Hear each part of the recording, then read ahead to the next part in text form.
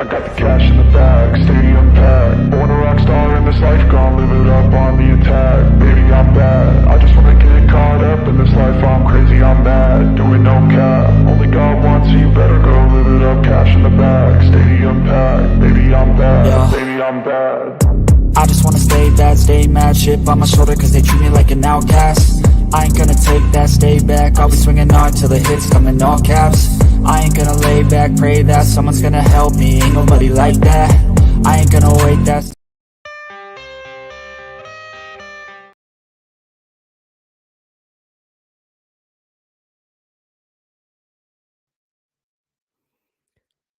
Welcome, Fins family. What's going on? It's your boy DTA, and we're here with another Dolphins Debrief today. I am joined by my co-host and friends. I've got Color Commentary and Rabid Dolphin in here with me. I'm going to bring them up here shortly. I might be experiencing some internet connections issues right now, dealing with a little problem from the router, so just bear with me. But how's everybody doing? Got a lot to talk about, man. We have stuff to go over from a lot of stuff to unpack, I would say, from that Bills game and what transpired. I'm really proud of the effort that was put forth. I'm really proud of how that game turned out.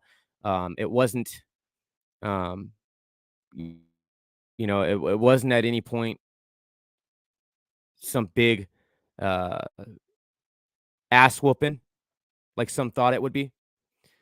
I think at this point, I can say that we can compete with a lot of these teams, man. So, anyways, I'm going to bring up Lewis right now. I'm going to bring up Kohler and get started talking. What's up, Lewis? Yeah, what's good, DTA? Not much, man. What's going on, brother? Oh man, just another day in paradise. I got my dog barking. Living the dream. Living the dream, man. Long day at yeah, work. Man. We're here. Yeah, I feel it, man. So I'm gonna bring up Kohler now, and I'm bringing him up here. We could chop it up for a little bit and talk about kind of what we saw. I want to unpack what was going on with that Bills game, and then kind of what's going on or where we're headed right now with the Green Bay game. Kind of what our picture is. I want to have like a little synopsis of what the future holds for us, what it's looking like right now, the direction we're headed, and what we need to do to get where we want to go. Because I hear a lot of chatter, bro. A lot of chatter about this Pro Bowl. A lot of people upset that Tua isn't in it. And I gotta level with you, Lewis. Frankly, I could give a shit less about the Pro Bowl. Honestly, I want a Super Bowl. Absolutely, DTA. Like the Pro Bowl don't mean nothing. If we're really gonna get if accolades is the only thing that really matters, all pros would mean more to me than a Pro Bowl. But I'm with you. Pro Bowl really don't mean anything to me. Yeah. How's it going, Kohler? Pretty How are good, you, kind man? sirs. How's my volume, man? I just switched out my mic. Oh, you're good, Color. I'm good. All right, You sound cool. great. Yeah, you sound great. So yeah, I mean, I didn't have much to say about it this morning on my show because it really doesn't bother me much anyway. We haven't had Pro Bowl Same here, players in forever. It ain't mattered who's been on our squad. But to that point, yeah, it really doesn't matter. I mean, if we're doing what we need to do to get where we need to be, what does that really mean anyway? I just think it's kind of ironic how, as the votes were all getting pumped up, everybody is saying, "Oh, it's just a popularity contest." No, it's not. No, it's not. Stop it. You're throwing shade onto it, and then now that he don't get it, it's like, "Oh, that's just a popularity contest." Right. Just think it's kind of funny, but I do find it, kind of a little interesting. But I looked at the overall Pro Bowl roster this morning in kind of a little more of a, not detail, but a little more than an overview. And I think overall, I think they got it right. I mean, it really does illustrate who kind of the consummate professionals are in our conference. You know what I mean? Yeah. Overall. Right. Sure, there's some maybe you could argue here and there, you could switch out, but I mean, it is what it is. Yeah, and I just want to say too, it's weird because I did the intro video and it completely froze on me, so I don't know how it looked on your guys' end. Hopefully, it was okay. But oh no, it was fine. It was fine on my end. Cool. Did I time it right when I? Yep. Okay. The only thing you did forget was to mop up the floors. You know what that means, right? Housekeeping, I have an everybody idea, but I'd like to like and share this video. Subscribe if you haven't already, and hit the notification bell so you know when DTA goes live, because he likes to drop it when it's hot. You know what I mean? You never know when that's going to be. You can also catch Lewis here with the Rabid Dolphin, so far popping in with us, helping us out with co-hosting, but we'll be getting his own gig fired up pretty soon. Myself, I've been going every morning. I've been focusing on coffee with a cup of color every morning at 6 a.m. I was able to make it at 6:30 this morning. Pretty good, decent show. Lots of people show up. It's pretty cool. Appreciate all of you that show up for me. Appreciate all those that have bought me a cup of coffee, which you can also do at buymeacoffee.com/colorcom if you want to help me get to my coffee maker and help me reach my goal of, now it's $60 because thanks to Pete and his $40 donation through Cash App towards my coffee maker, I was able to drop my goal to something a little more ready, more attainable, and I'm up to $36. So shout out to those that have helped color out. Always catch Late Night Exhale. You can catch Late Night Exhale in a special holiday episode tonight at 10:15 on the Fins Tailgate. Hit your notification bell. Make sure you're notified when it goes live. I'll be joining them there. Most of us will probably join them. We're getting it hyped up for holiday. We're going to be looking at, he said we're going to be looking at, Christmas moments for the Dolphins, that kind of stuff. Chopping it up about, obviously, the similar topics, the Pro Bowl snubs and whatnot. And Ali hasn't really given his take. He's been busy with the holidays. We'll talk about that. We'll talk about many other things because you know what Ali likes to bring. He wants everybody to get it all out, Late Night Exhale, and then every other night of the week, while we're not covering for him and butting in on him, you will get El Capitan going with the Fins Tailgate. And if you want to support the channel itself, the network, the Fins Tailgate, you can Cash App $, the Fins Tailgate, or Venmo the Fins Tailgate. But you can also do things like and share and subscribe. If you're on Twitter, Twitch, or Facebook, head over and give us a subscribe. But one of the easier and free ways to support us is to couple your Fanatics purchase with clicking the link in the description below to get there so that they know we sent you. Even if you didn't go because of us, we know you're going to go there. So just click the link we provide in the description below, and Fanatics will like us a lot more. We know. And we appreciate that. You can also hit Backroom Collections. It's right to the right-hand corner of DTA's head. You can see the symbol there. BC for Backroom Collections. All kinds of custom memorabilia, artwork, all kinds of great, fantastic stuff. One-of-a-kind stuff you won't find anywhere else. And you can use hashtag TFTG for 10% at checkout.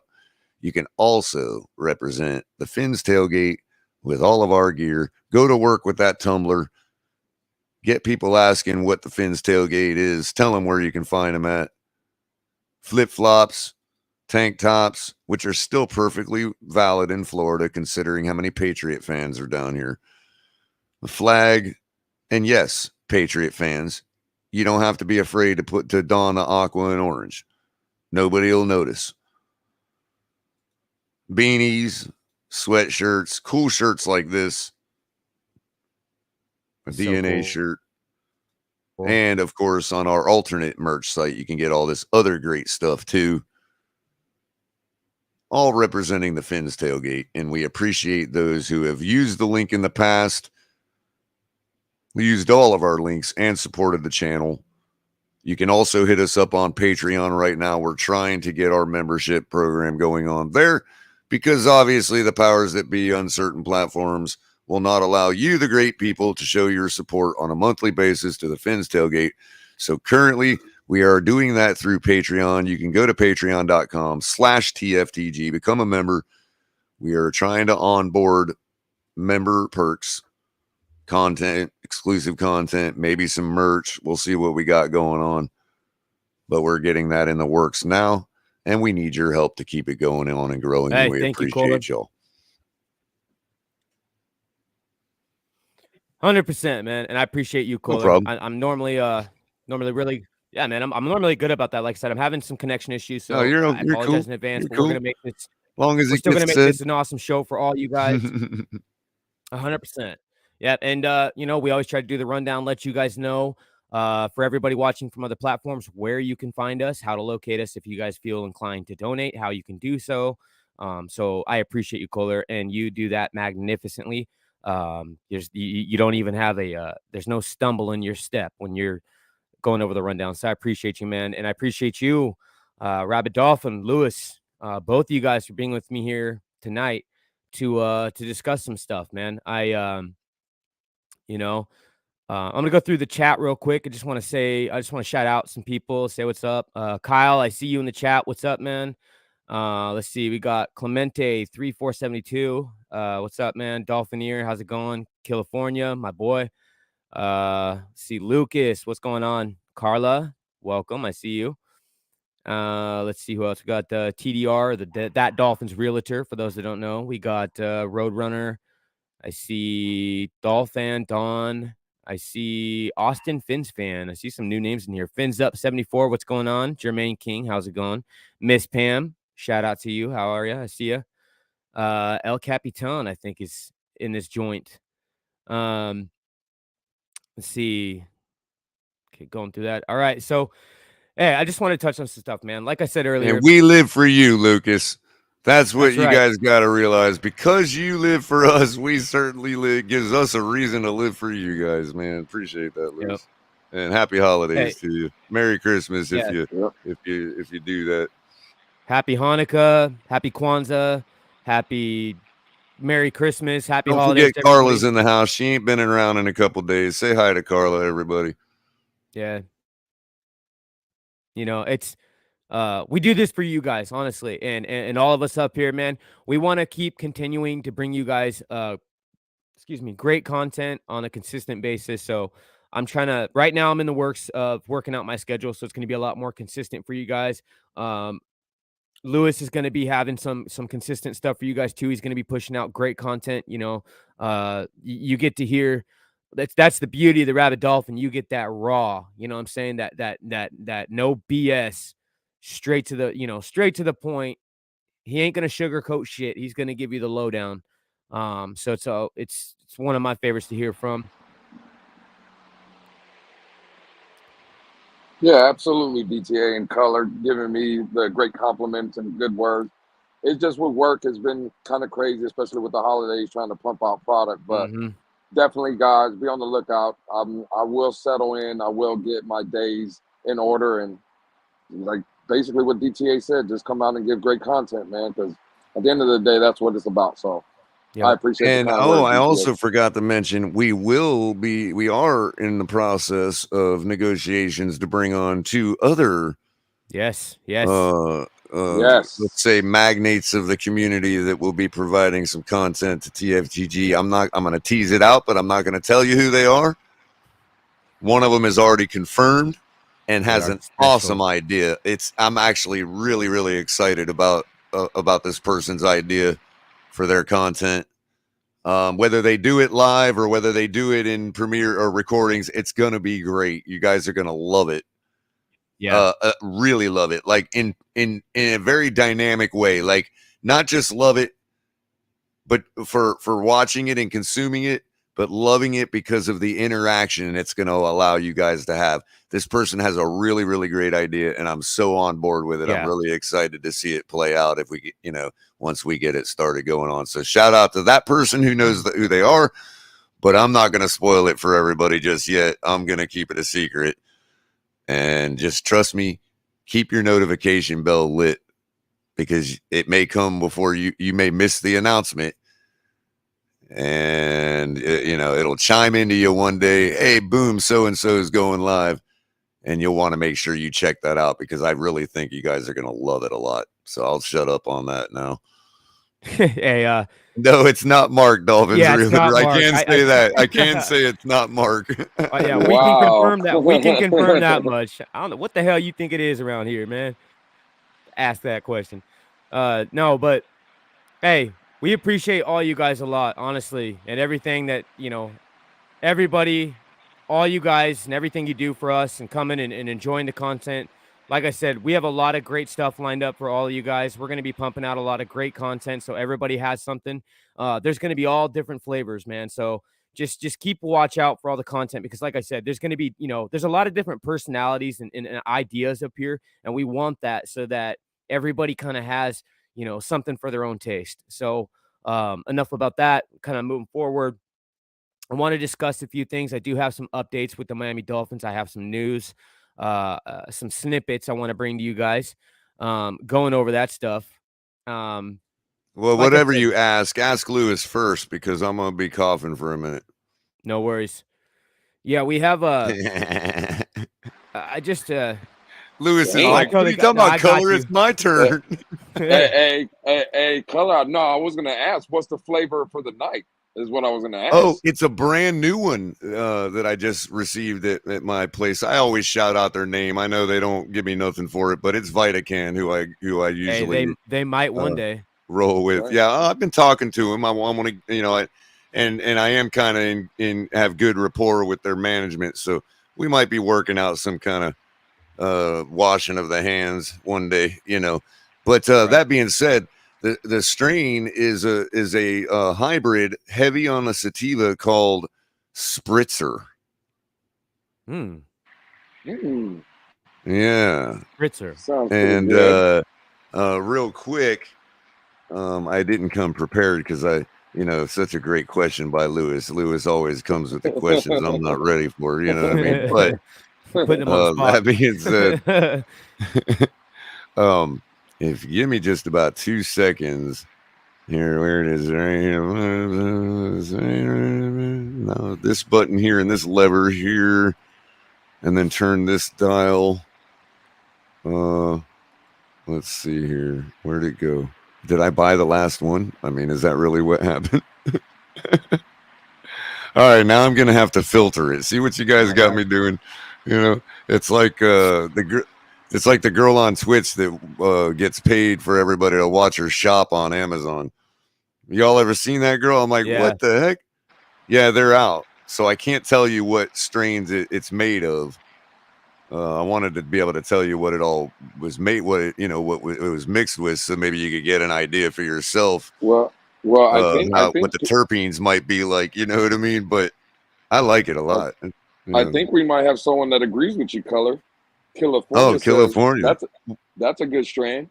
And see what we might think is a new strain, probably been rolling around his neck of the woods for years. You know what I mean? Right. Being from California and all. El Capitan wants. Ken Rose. What? 23%. What's the percentage? There you go. 23. I mean, pretty decently heavy for around these parts, but nothing like the 32s you'll find in Colorado. You know what I mean? Right. Yeah, Leafly also is a great one. I don't want to keep shouting out people that don't pay me, but Dolphin Realtor's got a good site everybody can go to for lots of great information and articles about medicinal stuff too. All of the aspects of it. And Ken Rosa says, Color, make a weekly segment of what you're chiefing for the week and any recommendations. That was actually brought to me as an idea right along with my coffee connoisseurship in the morning. I might think about incorporating something like that. I just want to make sure that I do it the right way so that the powers that be know that I'm not just being egregious about it and that we're talking about real deal stuff that can help people and all that. So as long as we bring it like that, I can probably try to incorporate something like that. Yeah. So thanks for the recommendation. Sorry, DTA. Didn't mean to derail your show, but yeah, that's how it goes sometimes. No, bro, you didn't. You're good, man. That's what I like about the show. That's what I said. This is what it's all about right here. Looks like Carla's got ladies out there. All the looks like Carla's got the profile from Go ahead, Leafly. No, I was gonna say you can post her comment if you want. It looks like that's the profile from Leafly for the spritzer. Yeah. Heavily fruity and gassy for all the ladies profile. out there. Go ahead. Sorry, DTA. For all the ladies out there in Dolphins land and Dolphins Nation, for all you ladies out there, Kohler is considering starting an OnlyFans. So if you guys are looking for that exclusive content, be on the lookout for that. I'll show you my ribs. All right.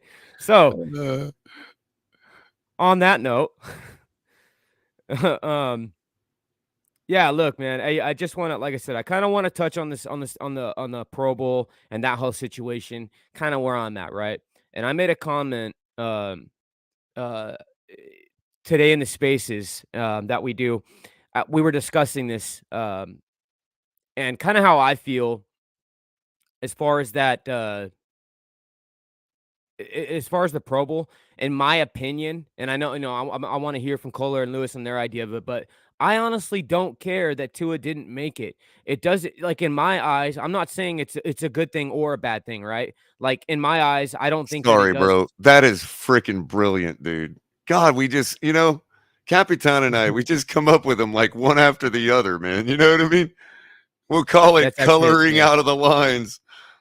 That's a good name. The Weed I like Show. that, actually. I saw it. That's what kind of stopped me in my tracks, because I saw that in the chat when I was talking, so it made me stumble. But yeah, no, in my opinion on it, as far as the Pro Bowl goes, it really doesn't do anything in terms of, like, let me put it this way, right?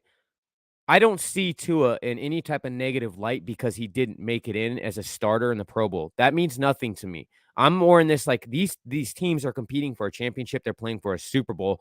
There's other lists that I would like my quarterback and members of this organization, the players on this team, to make that are way higher on my totem pole of list that they can make. In the Pro Bowl, I could give a shit less, especially today. In today's age, it's nothing like it used to be back in the day. Kohler made a good point. Like, back when you had Dan Marino's and those types of quarterbacks playing, like, the Pro Bowl was something where you had a skills competition, and it was actually a lot more interesting to watch. It was held in a higher regard. Today we have what is glorified as a Parks and Rec League flag football game. That's what it is.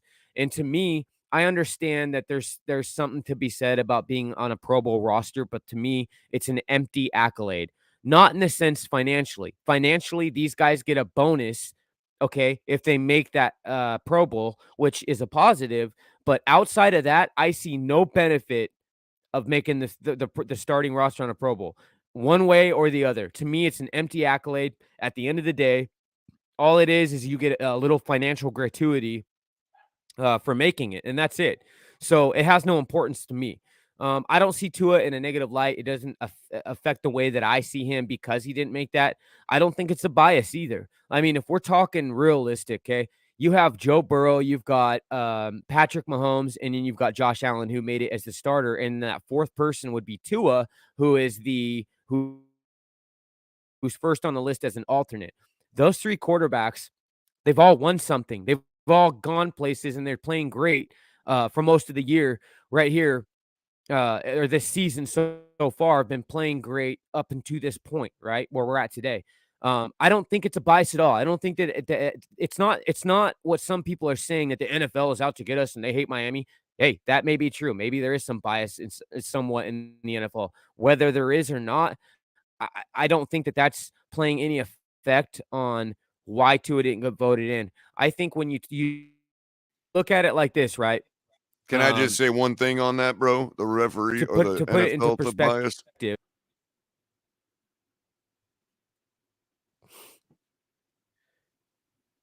Yeah, go for it, bro.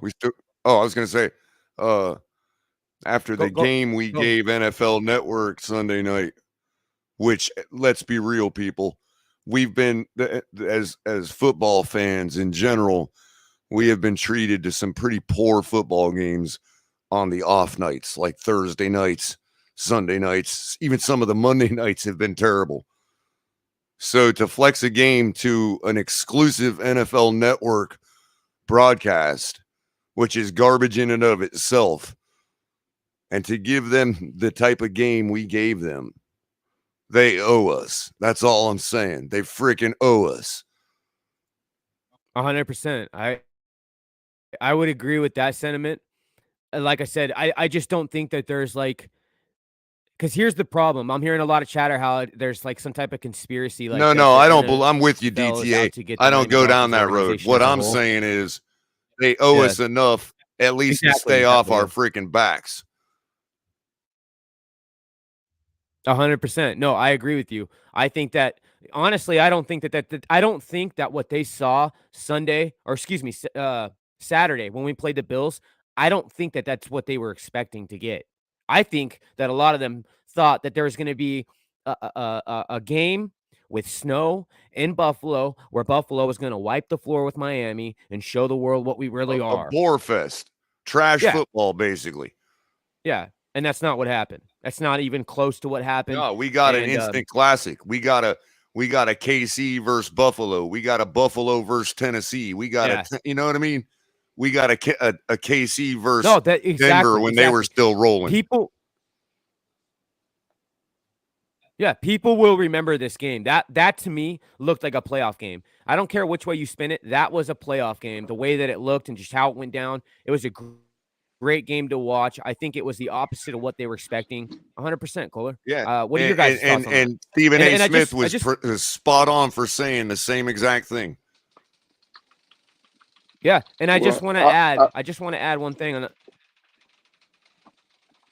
I just wanted to add one thing real quick. I wanted to say, the last thing I said is, with that being said, I think that there's still people need to not be up in arms about who made the Pro Bowl and who didn't make the Pro Bowl on the team. Because if you want to talk about it, if anyone's deserving, you had Jalen Waddle, who I think should have made it. You had Christian Wilkins, who didn't make it. I mean, to me, it's just a bunch of BS. It's a bunch of baloney. I don't give a shit about it. I'm not willing to spend the energy and the time to be concerned of why people didn't make it into the Pro Bowl. Like I said, I think at the end of the day, the only bowl I care about is a Super Bowl. The only thing I care about is a ring, bringing the Lombardi back, and Miami Dolphins dominating. That's what I want. But go ahead. I want to hear you guys' thoughts. No, for me, DTA, like the Pro Bowl don't matter. But I said it last night, and I'm probably going to rile up some people, but I guess that's why my name is the Rabid Dolphin. And I guess that's what I'm here for. Like, in my opinion, got to sling that foam somewhere, bro. Right, color. It's, you look at the three AFC quarterbacks that got named: Burrow, Mahomes, Allen. People, I see people in the chat, and everybody I've talked to is all in an uproar. Now, Tua didn't get named, but Xavier Howard did. Well, that's because, and again, this is where I'm going to ruffle the feathers. Across the league, coaches and players, I said it yesterday, the peers, they respect Xavier Howard. So even if Xavier Howard is having a trash year, which again I agree with, and I don't think that this year he should be a Pro Bowl player, it's just the respect that he garners in the league. It's the respect that the coaches and his peers have. And what does it say about Tua Tagovailoa that even with the good year and the supporters that he all has in our fan base, he didn't make it? Because again, one Right. third of the vote is the fan base. Okay, that's Daddy fine. loves you guys.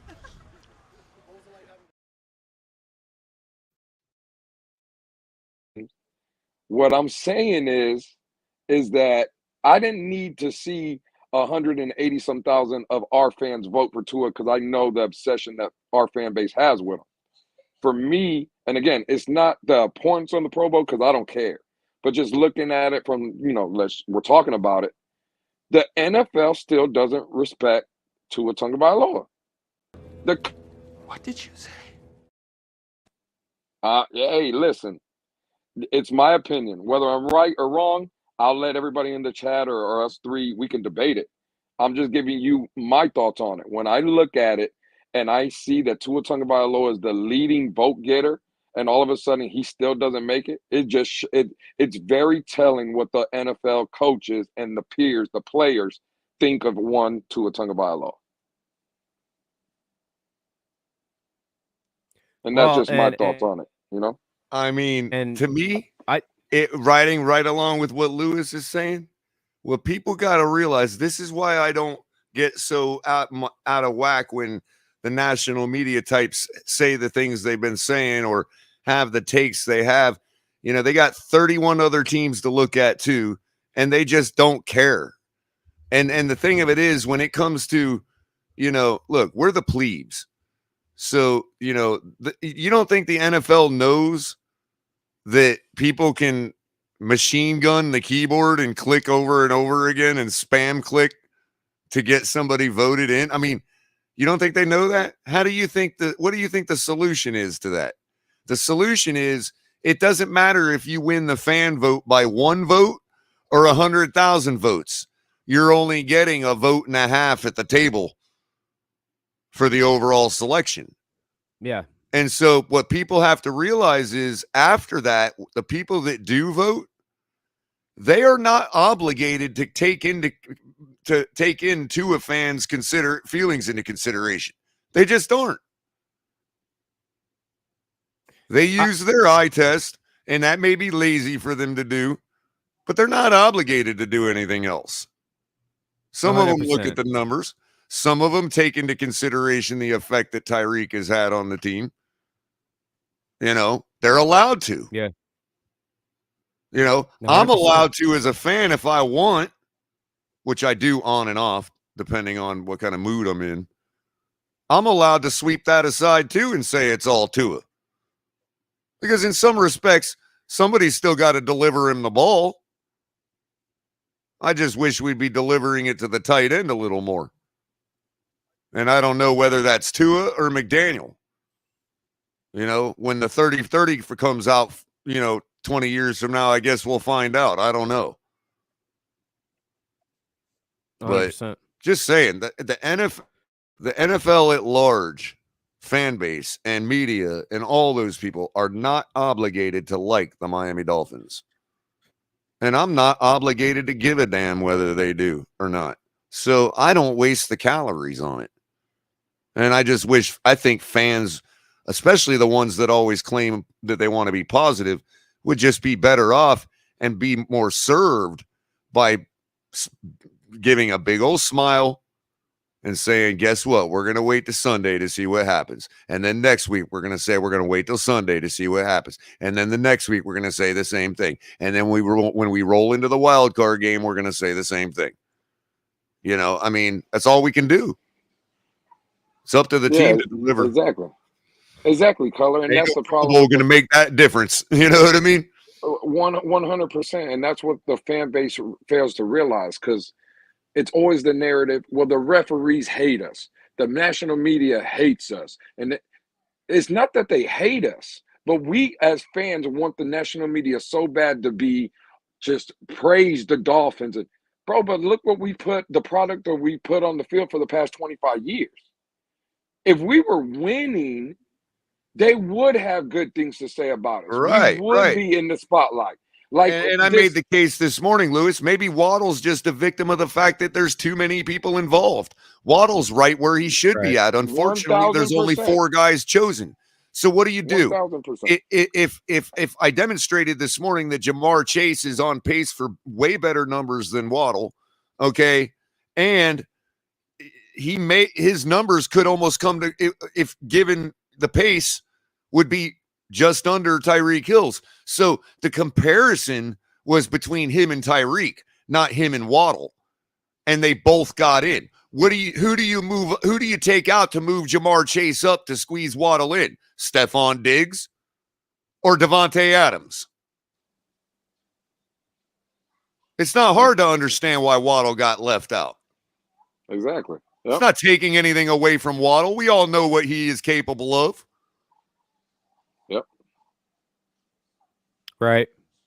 No, I agree. I agree. You know, I don't know. I just, like I said, I see some of the reactions that we're getting once the news was broke about who made it and the roster came out for the Pro Bowl. I guess, my only point would be is, like I said, and it's only my opinion. People don't have to agree. To me, I understand that there's a financial gain by making the roster, but at the end of the day, it's an empty accolade. And Lewis makes a great point. Like he always used to say, you know why I don't care? Because if I plan on my team, or if I'm looking for my team to make a Super Bowl, then they ain't gonna have the opportunity to play in a fucking Pro Bowl anyway. So it doesn't mean shit to me. And excuse my language, but Right. I have other things on my priority list. Well, to illustrate DTA, did you see the meme that came out this morning on Twitter? It was the first one I saw on my feed. Mm-hmm. Was the meme that showed the comparison between Waddle and Jamar Chase's numbers. I think, and it looked at first like Waddle was the overall more efficient receiver, like better receiver. But then I went and looked. Jamar Chase has played 4 less games than Waddle. Right. Nowhere on that meme did it remind people that there was a 4-game disparity between the two. When they were complaining about, hey, look at this comparison. How dare you put in Jamar Chase over Waddle? What are you talking about? Factor out the pace. Pull out the color. Your y'all's color collator, because I know that's what you call them now.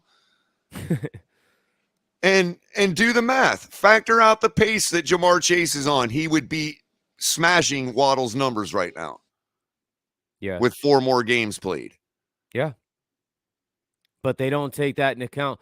And I just want to sidebar this really quick. For Mark and Danny Marino. You guys have to understand the fine line.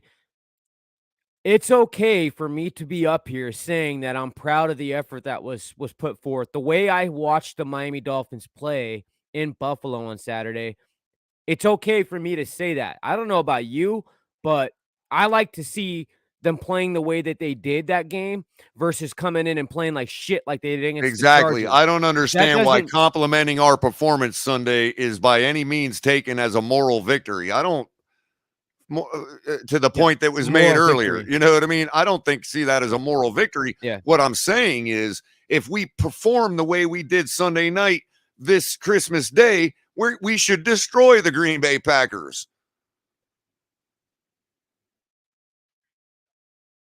Absolutely. Absolutely. 100%. And I don't think that's the thing. I don't think anybody should stray from that. Listen, it's okay to be excited for the Miami Dolphins after watching what they did against Buffalo, which is always, I think we were like 0-5 or some 0-6 now on road games against them in the last whatever, against Buffalo in Buffalo. So to see them play the way that they did and not get their asses wiped across the floor by Buffalo. That excites me, and Not it only tells me did that we they can not get compete. And outclassed, that's what I DTA, was looking for, is to see that they can not compete. only did we Because not get outclassed, but there was one team that had a bloody lip in their locker room that night, and it wasn't our guys. right. Well, at the end of the day, let me put it this way. In my opinion, I think the Miami Dolphins are the better team. I think that McDaniel with a better plan. Okay, I think he outcoached. I think we outcoached Buffalo, but I think that they had the better quarterback that night. Plain and simple. I think they had the better quarterback that night. We outcoached them, we outplayed them, but I think that they had the better quarterback that night, and they won the game. Josh Allen won that game for Buffalo that night. That's what happened, in my opinion. But I can't. It's not like I'm up here fucking with my pom poms, who and Ron, because we got a moral victory. That's not what I'm doing. I don't think that's what Kohler or Lewis or anybody else is doing. But you know what? I'm glad that I saw that versus what the alternative would have been, and them getting their asses handed Well, I to them can and then see sent how it home with looked their like. tails I can tucked. see how it looks like we're claiming moral victories. I don't blame anybody for making that assumption. You know what I mean? I just Right, but want I to wanted to remind clarify. everybody it's okay to say we performed well in a loss. You know what I mean? It is okay to say that without Right. it being taking a moral victory. There are no moral victories in football. You either got the ring You win around or your you finger lose. or you don't. You know what I Yeah, mean? exactly. You win or lose. There's no in between. There's no in between. You win or you lose. That's it. And I know that. We understand that. Um, It's one just of a the things, metaphor, Mark. You guys took a beating Sunday night compared to us. We beat y'all's ass. It's not the other way around. It don't matter who won the game or not. yeah. And Mark, I don't know, maybe you can answer this, but how does it feel that you guys got your asses handed to you in the game for the most part, the majority of the game, by a team running on you when we're not even a running team?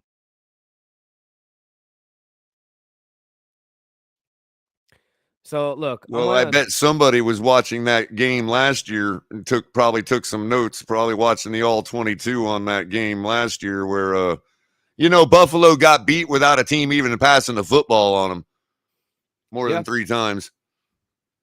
yeah. And no, and see, here's a comment I want to bring up right here, Kohler. Danny Marino. This He's is a right. really No, but he's yeah. right, No, DTA. I know. That's what I'm You saying. know, I know. That's what I'm saying. This is a comment that I want to address because this is absolutely correct. And we've talked about this in ad nauseum about how, in my opinion, if you have, like I said, let me bring up two well, there's examples. what I'm saying is there's 3 we didn't leave on the field. You know what I mean? No, Which is I why understand. we were still in the game, I along with understand. defense keeping us Yeah, in the yeah. game. I understand, but he is right. That's the problem. Two did leave meat on the bone. And like I said, for example, you had the drop by Sherfield, you had the drop by Tyreek in the end zone. Okay. In those situations, this is where I would have liked to see a taller bodied receiver either Right. give it, especially on the Braylon Sanders one, for example. I would have liked to see the ones in the back of the end zone and the one like Braylon Sanders. I want a 6'5" or a 6'3" body out there to be up and pluck that ball out of the air. I would have liked to see an Eric Ezukama or a Mike Gesicki, or a Trent Sherfield go out there and catch that I ball. mean, it's hard Now, on that just one, aside, DTA, because we've seen passes like that from the greats before and said, hey, that's the only place it could have yeah, been to not get intercepted. But it's hard. The right. ball should have been Well, caught, you know? no, 100%, but more so, if I was to pick between if I'm gonna split the Tyreek the Tyreek drop in the end zone and then the Sherfield drop in the end zone, that Sherfield one, Tua put that ball where it needed to be. Now, I know that there was an argument that the defenders were nowhere near him and that he could have threw it to his chest. That's not true. I actually went back and clipped it. I clipped it. What do you call it? Slide by slide. Okay, I clipped it slide by slide, and he had to put that ball there because he had a defender right behind him, and then he had another one out to the right of him. Right. So when And the ball's coming none of in, us are shy in he didn't saying want. how fast those windows get closed in the NFL, especially with the Buffalo Bills secondary. You know what I mean? They can close those windows very fast Yeah, and fool a 100%. You quarterback. know, you know. And the thing of it is, regardless, you know, Yeah. there is something to be said for to Danny's point. By the way, how you doing, Miss Fins? Good show this morning. Appreciate How you doing, Miss you Fins? going this morning. The How you other doing? what How I was you going to doing, say Miss was Fins? there's that play where, you know, you got your normal routine, don't look nowhere else, throw to Tyreek on a curl when Gesicki's streaking down the field with literally nobody on him. You know what I mean? For a touchdown. And it's like, come on, man. And we're sitting here wondering, it'd be one thing if, oh, you miss that every now and then. But our tight ends haven't gotten no production in how many games now? And we're leaving a tight end like Gesicki streaking down the field wide open while we're throwing a curl route, an auto curl route to Tyreek Hill. You know, that's leaving something on the field, to Danny's point. You know what I mean? Yeah. You know, I mean, it No, just 100%. And real I quick, didn't even caller. see that one. Because I didn't go back and look deeply at the all 22 on this one, but somebody had posted it, you know, on Twitter, and I'm just like, wow, I didn't want that to be the case. That's really why I didn't look at the all 22. I just wanted to, because we competed, we had a chance to win the game. I didn't want to sit here and get in this blame game thing where, oh, look at all these plays left on the field. I didn't want to go through that this week because we played a hell of a game. And yeah, there's probably a lot we needed to fix. And I'm hoping we do for the next time we face them. But that play, looking at that with Gesicki streaking down the field like that, bro, that just ripped my heart out, dude. I'm like, come on, man. No, 100%. And I posted a tweet about that particular throw. Now, and what people are saying in regards to that is they're saying, well, Tua had pressure. There's no way he could have hit Gesicki, even though he was wide open. There's no way. He already had too much pressure by the time. That's what I'm saying. That was my argument, but that's the argument that they're putting out there, is that he had too much pressure in his face. Now, I just want to say something too here. Miss Pam. So let me find the comment. Here it is. When you're talking about the Pro Bowl and the votes that Tua got, I don't think it has nothing to do with disrespect. The fan votes are only 1/3 of those votes. So you could have all the fans in the world wanting to vote for Tua, but they also have to take into account votes by executives and players in the league and who they feel, you know, in their position, they vote. They have the other 2/3 of that vote. So they get to decide, you know, who vote and who they want in there. And I don't think it's anything to do with disrespect to Tua. It's got everything to do with the fact that they put in who they saw deserved it more, you know, and I don't know if that's Well, it's like I said, DTA, he could have won by 1 vote by the fans or 100,000, and it would have weighted the same amount in the overall vote. It's sort of like an electoral college, or like how it was back in Rome, where the plebes might have totaled 1 million people, but they still only had 1 vote in the assembly. You know what I mean? Right. So it really didn't matter if you got 1 million of the plebes to vote your way, or, you know, 501 million. You know what I mean? Yeah. Or I'm sorry, 501,000. It didn't matter. You still only got 1 vote in the assembly.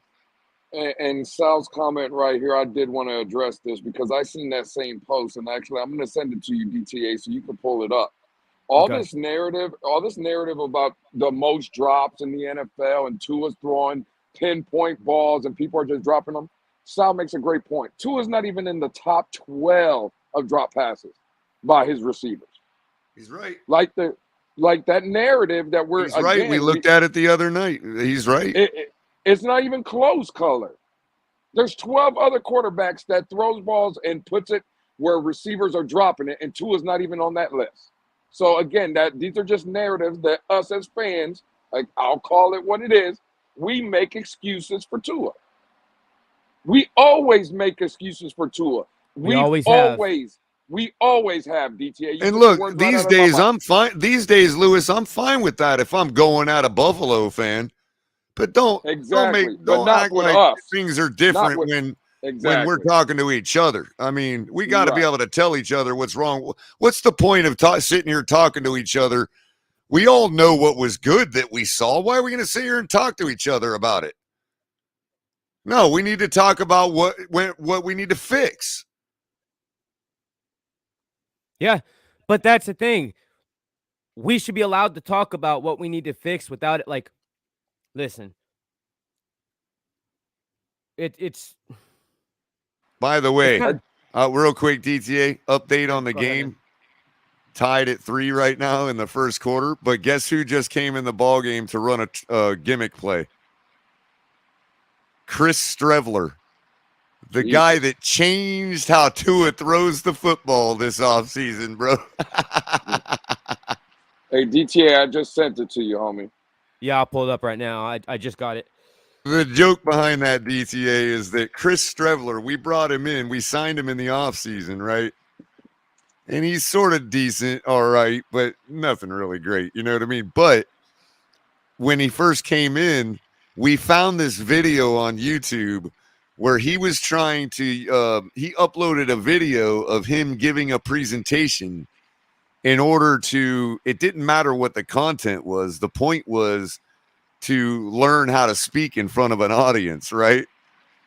But the topic he happened to choose was how to throw a football.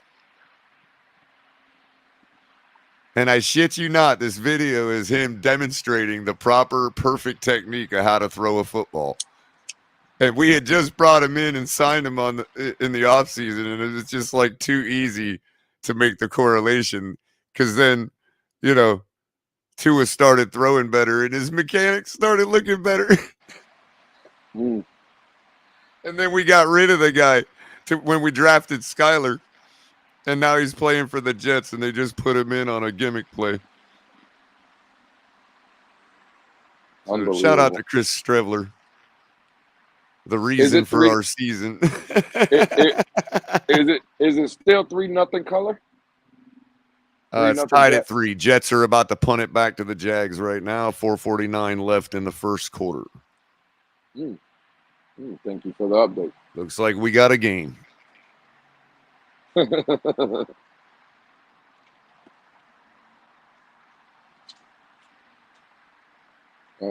don't know. Two trash teams just giving the ball back to each other. Yeah, pretty much.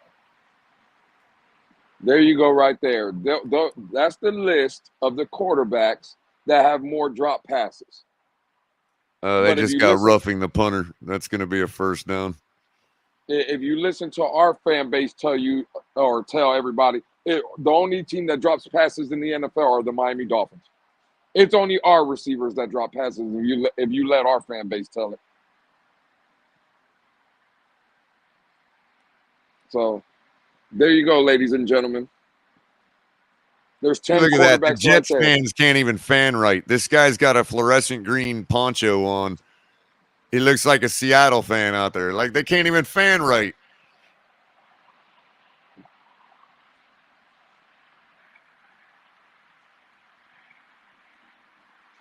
$100%. Hurry up, Crypto. Give the man a hot dog.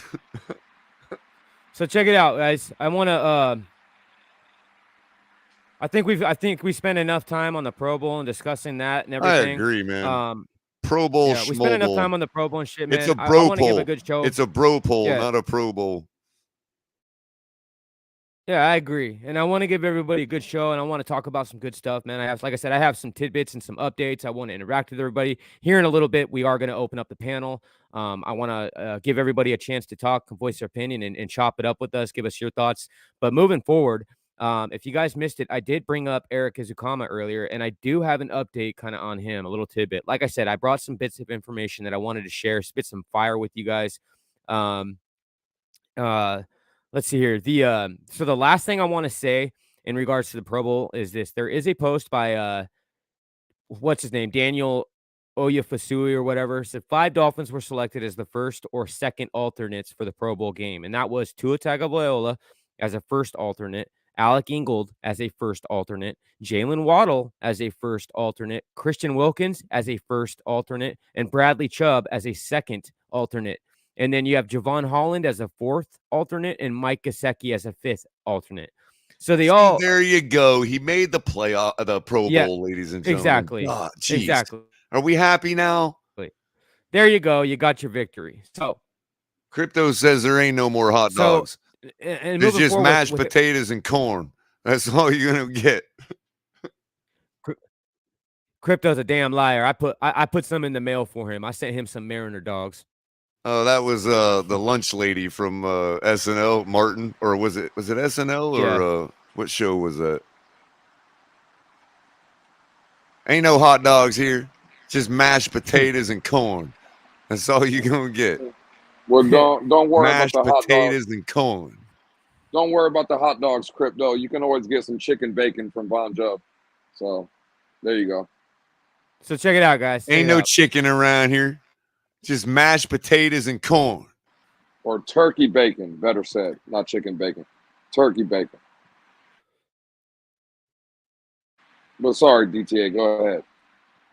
No, you're good. Hey, real quick, we're approaching an hour right now, so just want to go over this real fast. Guys, if you guys are coming over, if you're viewing from any of the other social platforms, if you're on Facebook or Twitter or Twitch, any of that, and you guys are watching the Fins Tailgate right now, if you guys could please make your way over to YouTube and give it a like and a subscribe if you haven't. It really helps us as the channel, helps us grow and be able to deliver more great content for you guys. So if you guys are watching from any of those other social platforms, please head over, hit the like button for us. If you guys are in the chat right now, please hit that one time for us. Give us that like. We want to get those likes up. We want to try to beat the algorithm of YouTube. And what is YouTube? We got a lot of great content for you guys, and we appreciate each and every one of you guys always showing up for the shows and being here in the chat with us and coming up on the panels. So I just want to go over this real quick. If you guys are looking up here at the picture, you've got El Cap every other day of the week. You have the Rabid Dolphin. He's trying to he's working out his schedule right now, but he's always going to make appearances. He's always going to be up here and have his great content. And I guarantee you, anything important happens, you're going to have a show, and you're going to get the Rabid Dolphin up here telling you how I feel. So, good content all around. You got Kohler commentary. He's been killing it with the morning show. I know he's usually going in the mornings, I believe on Tuesday or every morning, right, Kohler? Or are you just going to be doing it on Tuesdays? No, I'm trying for every morning. Every morning. Okay. And then will they still be able to catch you in the evenings at all? I look to try to do an evening show either Tuesday or Thursday. Usually that'll depend on how decent the scheduled game is for Thursdays. But as far as the morning show, right now it's just a matter of some things I'm having to deal with to take care of a move have to happen right in that time frame sometimes. So that's the only reason I may or may not go on a given day. But generally speaking, I'm trying to make that more consistent. 6 a.m. every morning, coffee and a cup of color. And of course, if you'd like to buy your boy Color a cup of coffee, you can do that at buymeacoffee.com/colorcom. And for as little as $2, you can buy your friend Chris a cup of coffee. And if I get to $100, I'm going to buy a new coffee maker. So there you go. 100%. And we listen, folks. This right here is like this is almost a FEMA level emergency. We cannot, I repeat, we cannot have Kohler drinking contaminated coffee. So let's get this man a new Keurig. Let's get this man that good, that Colombiano, that healthy coffee, so he is not suffering at the hands of a dirty Keurig. Microbes and stuff like that. Microbes and dirty little germs. You know, the stuff that they have like on Mars and stuff. So listen, streamophiles.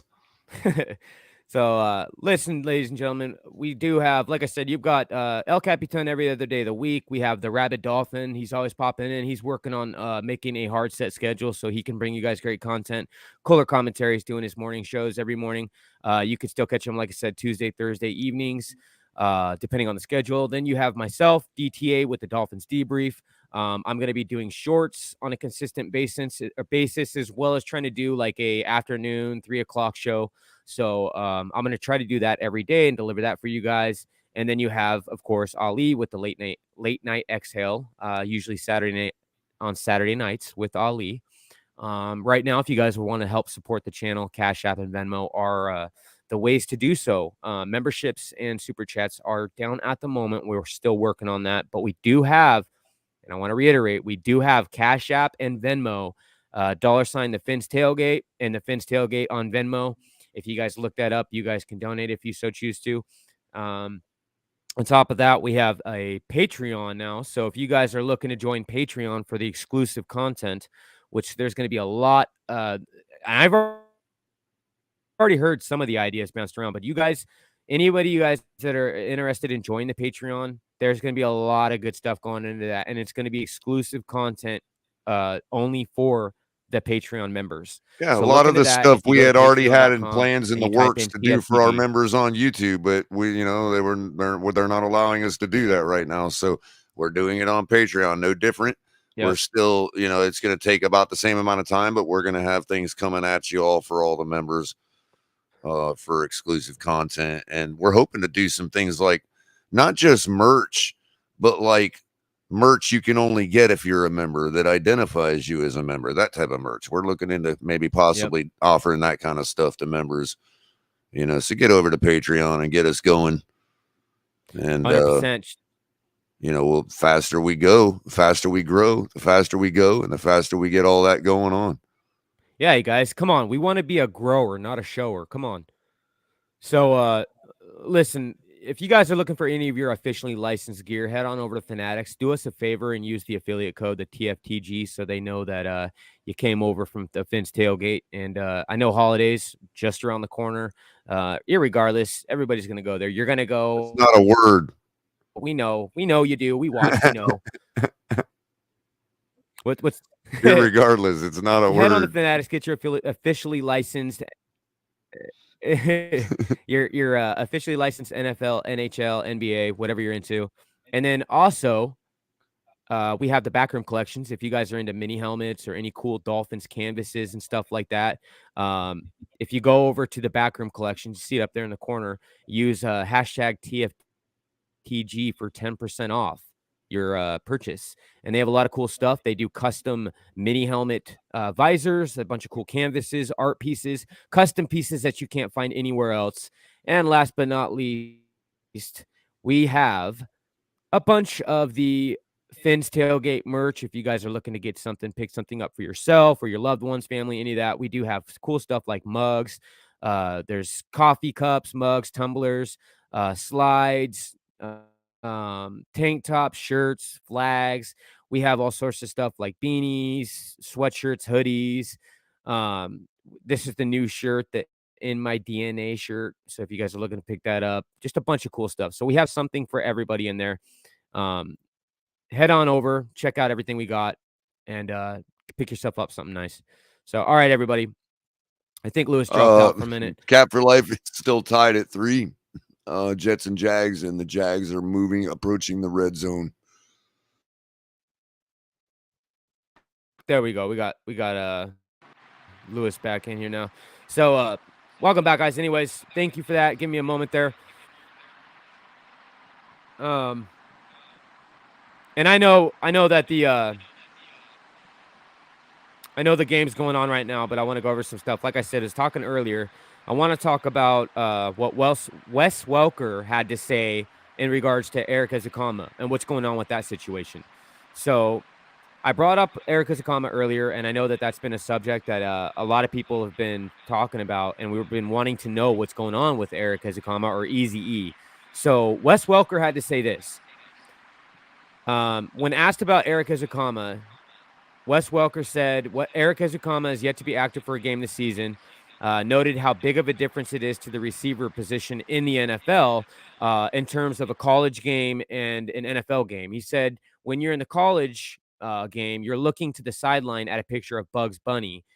He said in comparison to college game play calls, where in the NFL it's much more complicated, right? So he's apparently, I think what he's trying to say is that Eric Ezukanma is still learning the difference between an NFL play calling and the college play calling, and that's something that he's still working on.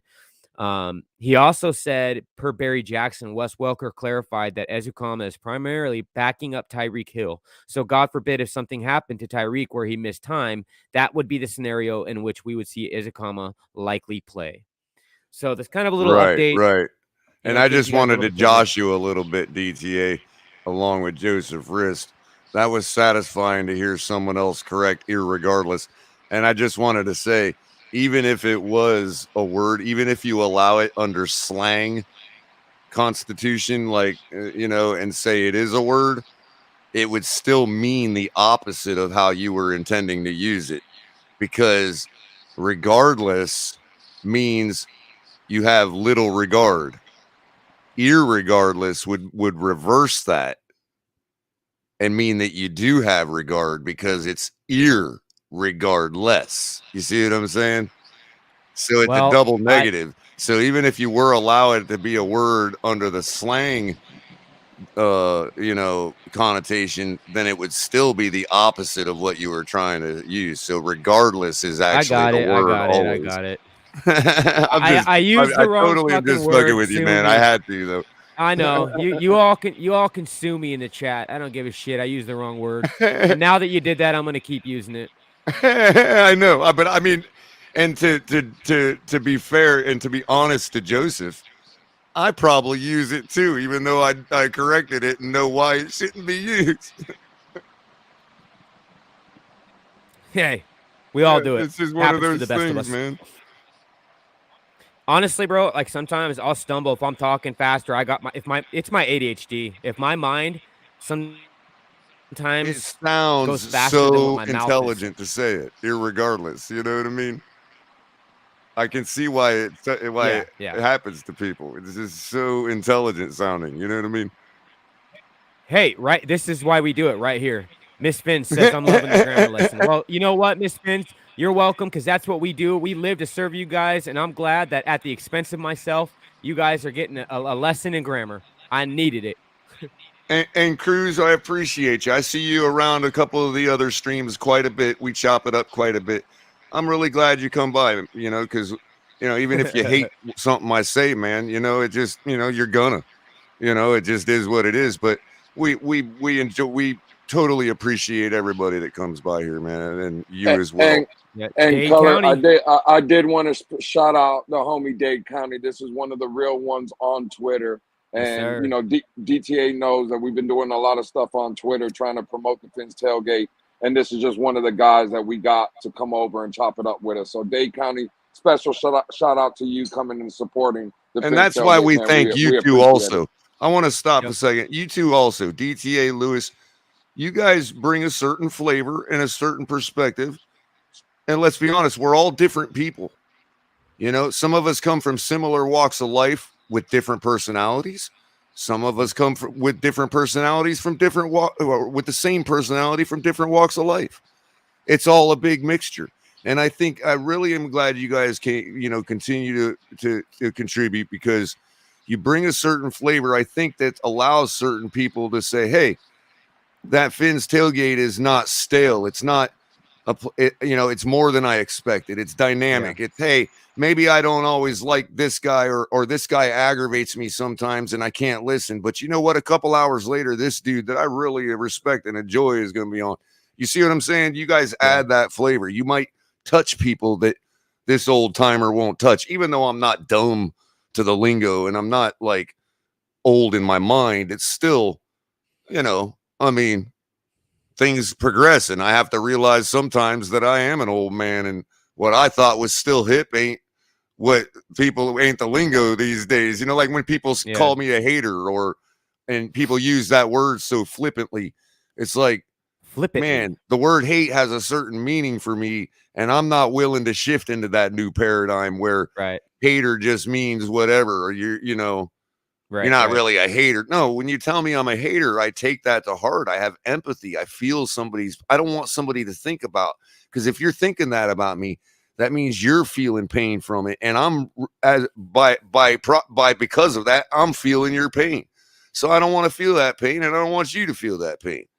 So if you really think I'm hating, let's discuss why you think I'm hating. And I try to convince you that I'm not a hater, no matter how critical I might be of Tua or anybody else on the team.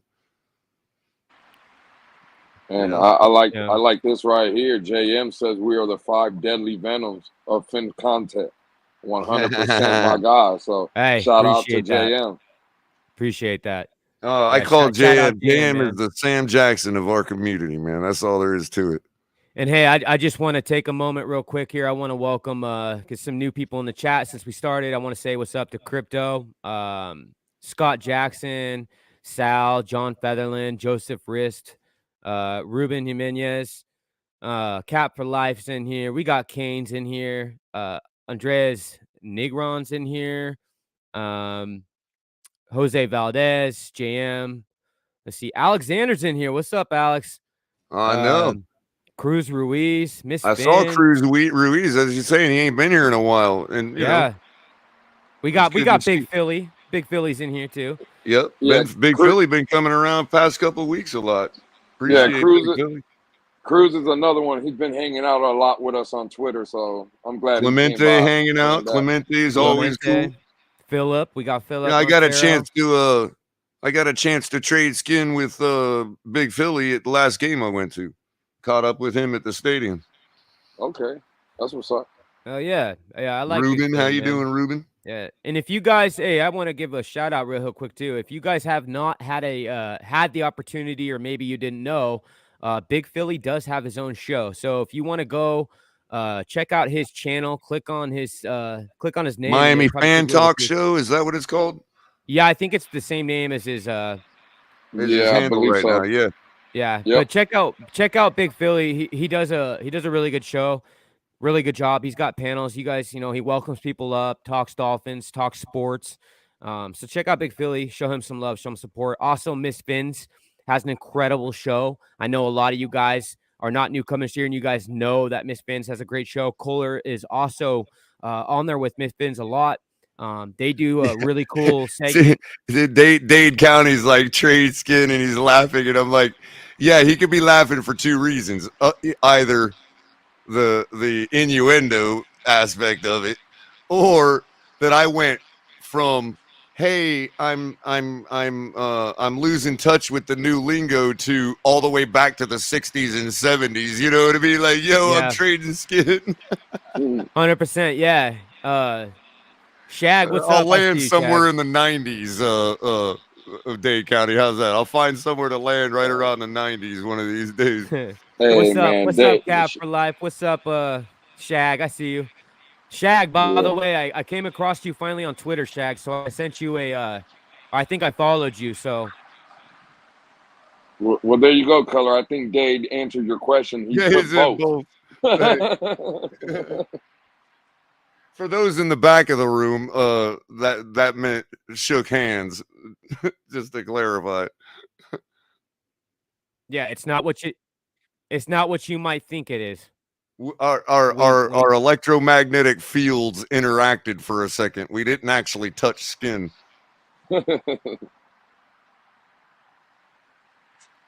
Kyle, you might have been gone, bro. You were like the believe first it or not. Hey, ponder this. Shouted out, ponder bro. this, DTA. Hey, ponder this, DTA.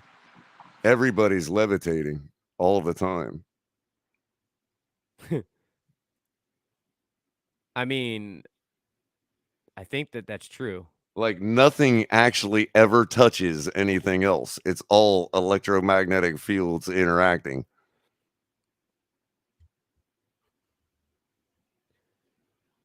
I feel electric. I try to bring that electricity here to the show, to you, from the Fins tailgate, right out of DTA's mouth, to you, the audience. I want you to feel the electricity. I want the hair on your arm to rise. Like, if our matter actually did touch the other matter, it would cause like nuclear fission and shit. You know what I mean? It would take high energies for that to happen, because you got to break through those electromagnetic fields. Hashtag it's science. But yeah, Kyle, you were the first person I shouted out, but you decided to take off. That's why you didn't hear it. So Jags just scored a touchdown. That's at your feet. I'm just playing. Jags scored a touchdown, went up 10-3. Trevor Lawrence had a bunch of the rubber pellets all over his face, so he took a beating. So check it out. I want to talk about, or Lewis, did you have something you want to talk about, man? No, bro, you're good. Okay. You're good. I want to go over I just want to finish real quick this rundown of the couple tidbits that I brought, and this just some updates for everybody. And then I want to, go forth with the discussion and talk about a little bit about what's going on. So the other one that I had for you guys, for everybody that heard the update on Easy E, what's going on with Eric Izukama at the moment. As far as this one, Dolphins running back, and this was from David Ferenez on Twitter, via David Ferenez on Twitter. Dolphins running back Jeff Wilson said he's taking it a day at a time to try and be ready for Sunday against the Packers. So there is an update with Jeff Wilson. I think most of us already figured that that was going to be the case and that we would probably see him. Yeah, shout out. Today is the winter solstice, December 22nd, first day of winter, shortest day of the year. And as G says, happy solstice to those who celebrate the winter solstice every year. We know who you are. You're doing secret weird things in the woods and burning weird things and whatever else. But shout out to you all who celebrate the winter solstice. Yes, sir. That would be today, December 22nd. And moving on to when talking about the Miami Dolphins injury report, we have, I'm just going to go over it real quickly. Teron Armstead is still on there with toe pec, and he did not participate. Now, we already knew that. That's kind of been like the weekly thing. But we have wide receiver River Craycraft is on there as limited. Eric Fisher on there limited, did not participate. Bradley Chubb and Jalen Phillips are both on there respectively with a knee for one and a toe for the other. One was limited, the other didn't. It doesn't say, but they were both on Thursday limited. So yeah, both Bradley Chubb and Jalen Phillips were on there. Raheem Mostert still on there. Javon Holland was added to it. Keon Crossan, Duke Riley, Eric Rowe, Durham Smythe, Jeff Wilson Jr., Teddy Bridgewater, Elijah Campbell, Kader Kohu, and Melvin Ingram.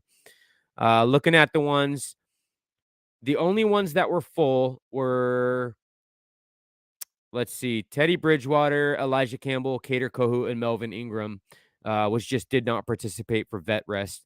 But those are the only ones that are full. Everybody else was listed or designated as limited, both Wednesday and Thursday. So there is some new names popping up on the list.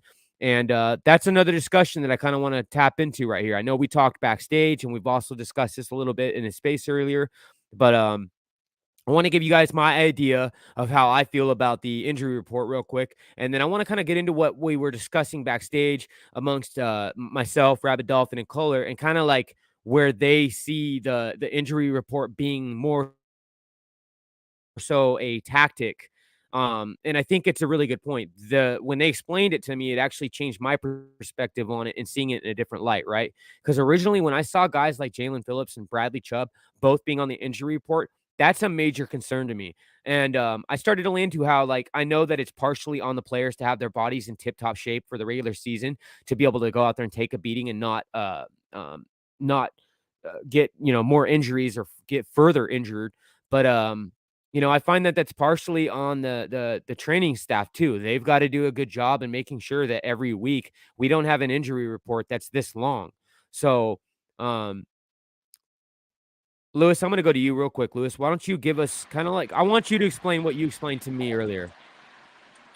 Yeah, DTA. I kind of was, upset at that point, and not with you, just how things were going on in the space. But when I hear like things like injury report, like if I could see it on the field, like for instance, Tua goes down with a concussion, I see that visibly he's hurt. He has a concussion. I can see that. Okay, that's fine. But when I hear like Jalen Phillips and Bradley Chubb, they're on the injury report, I think, in my opinion, and again, I'm not saying that they're not banged up, because you're going into what, week 14, week 15 of the season, everybody's going to be banged up. So I'll give you that. But I just think it's more of a possum play on the fact that, again, look at the dynasty. We're in the division with the New England Patriots. Tom Brady, for his 20-year career in New England, always found himself on the injury report.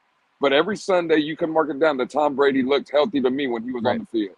And I that's what I'm saying. I'm not saying that people might not have little nicks and bruises, but at the end of the day, I wouldn't look at it, because if I come out and I say, oh, Jalen Phillips with a knee injury, this fan base will go up in an uproar. And I would like to caution people. I think it's more of a play, like a sportsmanship between, hey, Green Bay, I'm going to give you, or I'm going to try to make you think that Bradley Chubb is limited and he's not practicing and he's injured. And then Bradley Chubb comes out on Sunday and he actually dominates the game with 3 sacks and 8 tackles. You see what I'm saying? It's like, Yeah. I think there's a little possum going on.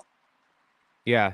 Well, and that's why I see Kyle here says 100%, Lewis, the injury report is a tool to play mind games.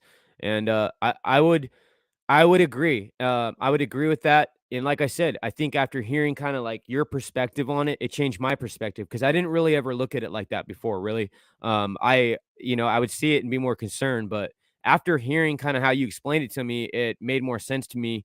And that's why I said I think both things are true. And like what Miss Pam is saying here too, this is kind of how I saw it, right? I saw that the conditioning is a big thing for me, and I'd like to see that the training staff is doing everything they can, as well as the players individually, to be conditioned to play in the season and not take injuries. Now, I know that injuries are going to happen. At the end of the day, it's the NFL, it's professional football. These guys play tough. They're going to get hurt, but I think that there is things that each guy can do and the staff can do to ensure that we have the best possible chance to not walk away. Like next year, I'd like to see that we don't have some list as long as a limousine, you know? Kohler, you have any thoughts on that, man? Other than the fact that I don't disagree, some could be real injuries, some could not. As I said to you guys backstage, these are still corporations that have to follow rules and this and that. So it's like, right. I'm sure that there's a bulletin out, an email in everybody's email box that says, hey, report every injury, even a paper cut. So I'm sure that because of the game of chess or let's say poker, as I analogized it to backstage,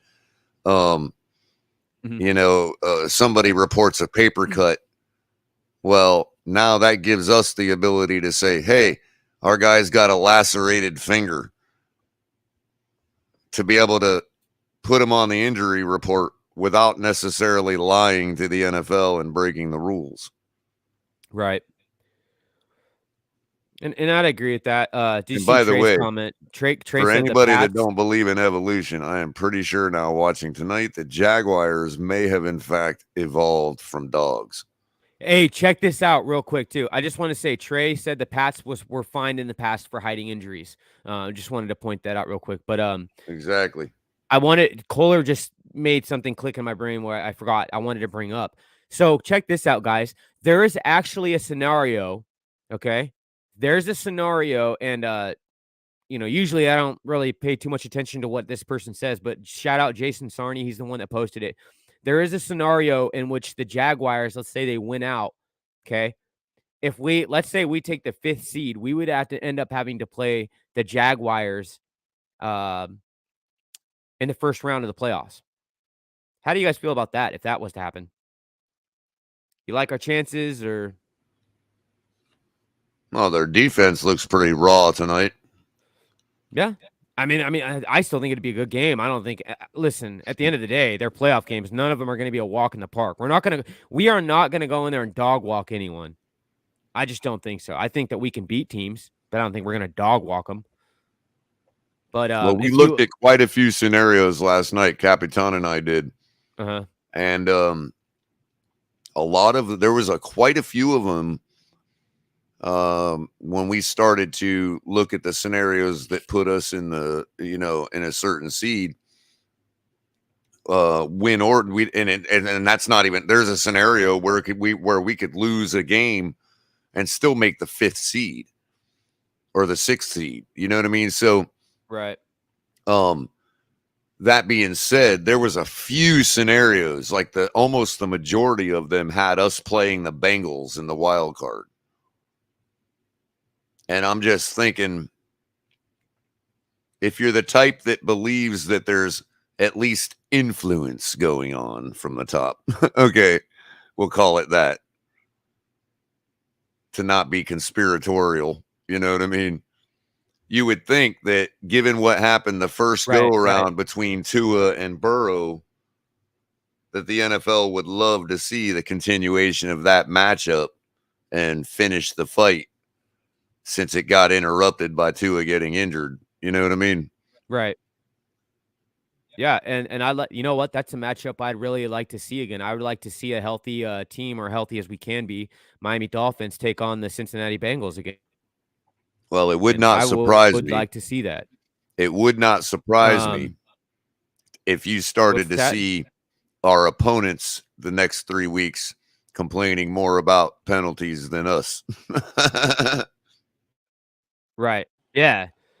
So Well, check this out. I got there's two more things I wanted to address real quick too. If you had something you want to say, Lewis, go ahead, man. I just saw your mic on mute, so. no, I was just gonna say if that scenario does play out with the Jaguars, though, I know the Fins tailgate will be doing a live tailgate from the stadium because I will From definitely Duval? be there. Oh, we're going to Duval, Color. I'm telling you right now. The Fins tailgate we will be doing a live Right, broadcast because from that Duval. See, that's scenario, sick. and That's I right, would right, love it. Lewis, because that scenario involves them winning their division, and as such, they'll have home field advantage. Absolutely. We would be traveling to Jacksonville. So, correct. God, you seem to have a lot of faith in Buffalo not losing all of their games going forward. I see them, to be honest, I see the Buffalo Bills going 2-1 in their next 3. I do have them losing to Cincinnati. I think the division. Hey, I'm still on 0-3 for them, bro. I'm I sorry. hear That's you. their track. I hear you. I hear you. I mean, I ain't giving up we yet. can hope for the best. DTA like turned off. He's like, I'm out of here, Color. Gonna start talking about winning the division shit. I hear you. I hear you. Again, that for me, I that's more can't of be a seen. wishful thinking. I can't be seen with that bullshit. Oh man. I'm just kidding. I'm just kidding. Hey, check this out. So there's like I said, couple like two things I want to go over last, and then we're gonna move on real quick. And like I said, I am gonna open up a panel here for everybody. But one of the last things I wanted to address is Barry Jackson. Again, this is per Barry Jackson. And I tagged some of the guys from the Fins tailgate. And I believe I tagged Lewis in this as well. Mick Daniels said that the defensive issues have been discussed, and he expects them to improve drastically in a short amount of time. So that was one statement that I found interesting. And kind of piggybacking off that, per David Fuentes again on Twitter, this is quoted. So this is what Bradley Chubb had to say. He said, "I want to be more dominant, taking over games. That's the reason they brought me here. That's the reason they brought me here, to help this defense and take it to the next level. Yeah, we took it up a notch, but it's a whole nother level we can take it to, and I want to be the catalyst for that." That was per Bradley Chubb. Now, that's something I can get behind, because me personally, listen, especially at I'm not gonna get starting at into how I home where we feel. already play better. You know what I mean? Yeah, 100%. And I'm not going to get into how I feel in regards to Bradley Chubb. I've been very vocal about that. I like the Bradley Chubb signing. Okay. I thought that was a good trade, and I really like what he's doing here in Miami. I think that it definitely helps guys like Christian Wilkins and Jalen Phillips and, Zach Steeler perform. But at the end of the day, I'm not seeing. Let me put it this way. I just expected more for what we paid for him. I'd like to see some more performance out of him. But I like that he's on board with that. Like, him saying that makes me feel better. And last but not least, the one thing I want to bring up to you guys, and this is just to give everybody updates. Like I said, that's what I do. Give you guys short little Dolphins debrief, updates on the team, anything surrounding the Miami Dolphins and has anything to do with them. So for those that didn't know, on Tuesday, the Miami Dolphins worked out 3 offensive linemen. They worked out 2 offensive tackles and a center. They worked out offensive tackle Derek Kersetter, and then offensive tackle Lester Cotton, and center John Toth. They ended up signing one of them, and that was Lester Cotton. Now, they signed him as a guard to the practice squad for the Miami Dolphins, and he played in 10 games this season for the Las Vegas Raiders, and was released by the Raiders on December 15th. So they picked him up. He's now signed to the practice squad, and it looks to me, in my opinion, this is just a depth piece. They are now adding depth, and I think this is them trying to gear up and be in a better position, or be in the best position possible at depth for a run in the playoffs. So it's not like it's huge news, but I wanted to bring that to your guys' attention, kind of see if anyone didn't know that. Now you do. Aside from that, there hasn't been any more transactions or anything that's transpired. So moving forward, let's go ahead and talk about this Green Bay game that we have going on. How important is it to you guys? And I want to know how important this Green Bay game is to you guys, and what kind of meaning it has to you. Because to me, it doesn't have as much meaning in terms of making the playoffs in my eyes as it does being a statement game. I want to see that can Tua go up against guys like Aaron Rodgers? Can he compete and beat him? That too, DTA, yeah, sure. But I don't agree with you that it's not important for the playoffs, to be honest with you. No. Let me clarify, because that's not what I meant. I meant, okay, it is important to the playoffs, but I'm saying only in my opinion, I don't see it as being as important. Well, did you know as that the if we other win, games. did you know that if we beat Green Bay? Right, I know that. I know. Well, I know. real If quick, if the Jags win No. and we beat Green Bay. No. What I'm saying, did you know that if we beat Green Bay, the Patriots becomes unimportant in just about every scenario? And they're the ones with the best defense and the best coach and the best game plan that we face going the rest of the way. Right. But that only comes unimportant. And again, I don't want to discuss the likelihood, because we know the likelihood of it, but that only holds truth if in a scenario, let's say if the Dolphins beat Green Bay, but then they lose out the next two games, right? And No, you're right about that. Out. You're right about that, but I believe we're less likely to beat the Patriots in their house than the Jets in our house. And so if we beat Green Bay, we could lose to the Patriots and be in the exact same scenario we would have been no matter what. And given the Jets looking like they are tonight so far, if that plays out and they lose, we could literally, if we beat Green Bay, we could almost clinch it. You know what I mean? Like, it would have to be like a miracle that the Patriots or Jets don't lose to one of the other teams they play. Yeah, and maybe, listen, I just want to say here, okay, maybe I worded that poorly. I see people up in arms about it. I am not. I guess maybe I didn't necessarily disagree with you. You have a valid take. It's not like you're just weighing certain things differently than me. That's all. I don't necessarily think it's disagreeable. You know what I mean? I still think the Green Bay is important. I think that all these games are important. I still believe that we need to go out and win out. When the Miami Dolphins need to go and they need to handle business and win these games, period. And the thing about it is, DTA, based on my other homer scenario, it doesn't matter if Buffalo loses out. If we don't win out, we don't have that dream scenario. You know what I mean? So I'm looking at every game that we play as the next one on our schedule is the most important one we play until Buffalo wins another one. And that's it, because their magic number is one. Either they win one or we lose one and they clinch the division. You know what I mean? So until they actually lose, we can't lose a ball game. You see what I'm saying? Because I'm still on track where if we don't lose another ball game and they lose all of theirs, we win the division. And the teams that they face, while we can say, nah, no shot, each team has the ability to shock Buffalo. It doesn't mean all three of them will. It just means that each of them do. Aside from maybe the Bears now, because I've learned, obviously, that Justin Fields is not playing. So that's probably it right there. But I don't want to sit here and say it until it's done. You know what I mean? No, I understand. That's what I'm saying. I think there was a misunderstanding, or I misworded it. I articulated what I was trying to say poorly, because I'm not saying that none of all of these games are important. So I see people up in arms in the chat. That's not what I was trying to say. Not trying to say that the Green Bay is less important for the playoffs or any of that kind of crap. It's still important. I'm just saying, in terms of how I'm looking at it, there's other games that I find more important. Certainly. It's not Chicken Little if we lose to the Packers, because getting into the playoffs, no matter what seed we're truly in, every team is going to be somebody, first of all, that's going to be tough to beat, but somebody that we can beat. So it really doesn't, it's really neither here nor there as far as that goes. 6 of one, half dozen of the other. Is that what people used to say? Yeah, I don't know. There's so many sayings out there. I don't even remember.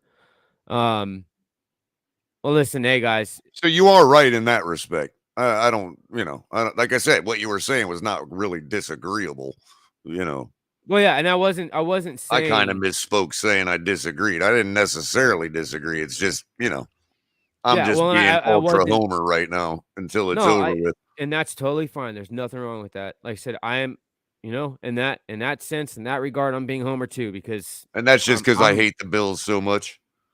No, I know. I want to believe they can lose all of their games, and I want to be in position with us to be there to snatch it if they do. You know what I mean? Yeah, no, I got you 100%. I know, and like I said, I just don't want it taken a different way than I intended. See, Mark's saying no report. Well, Mark is saying no report. He has Fields out, and I was told earlier in the week everybody piled on me saying he was out. That's what I saw too. So I will confirm that for everybody. I'll have to look that up. Now he's raising my hopes back up. You know what I mean? Because look, they got. Well, that's why they got the Bears. That the Bears and the Bengals are going to be the games Bengals, and Patriots. They got. Yeah. Each one of those teams has the ability to beat the Bills by themselves. The question is, do you get the three-leg parlay? You know what I mean? I've bet on worse 3-leg parlays before.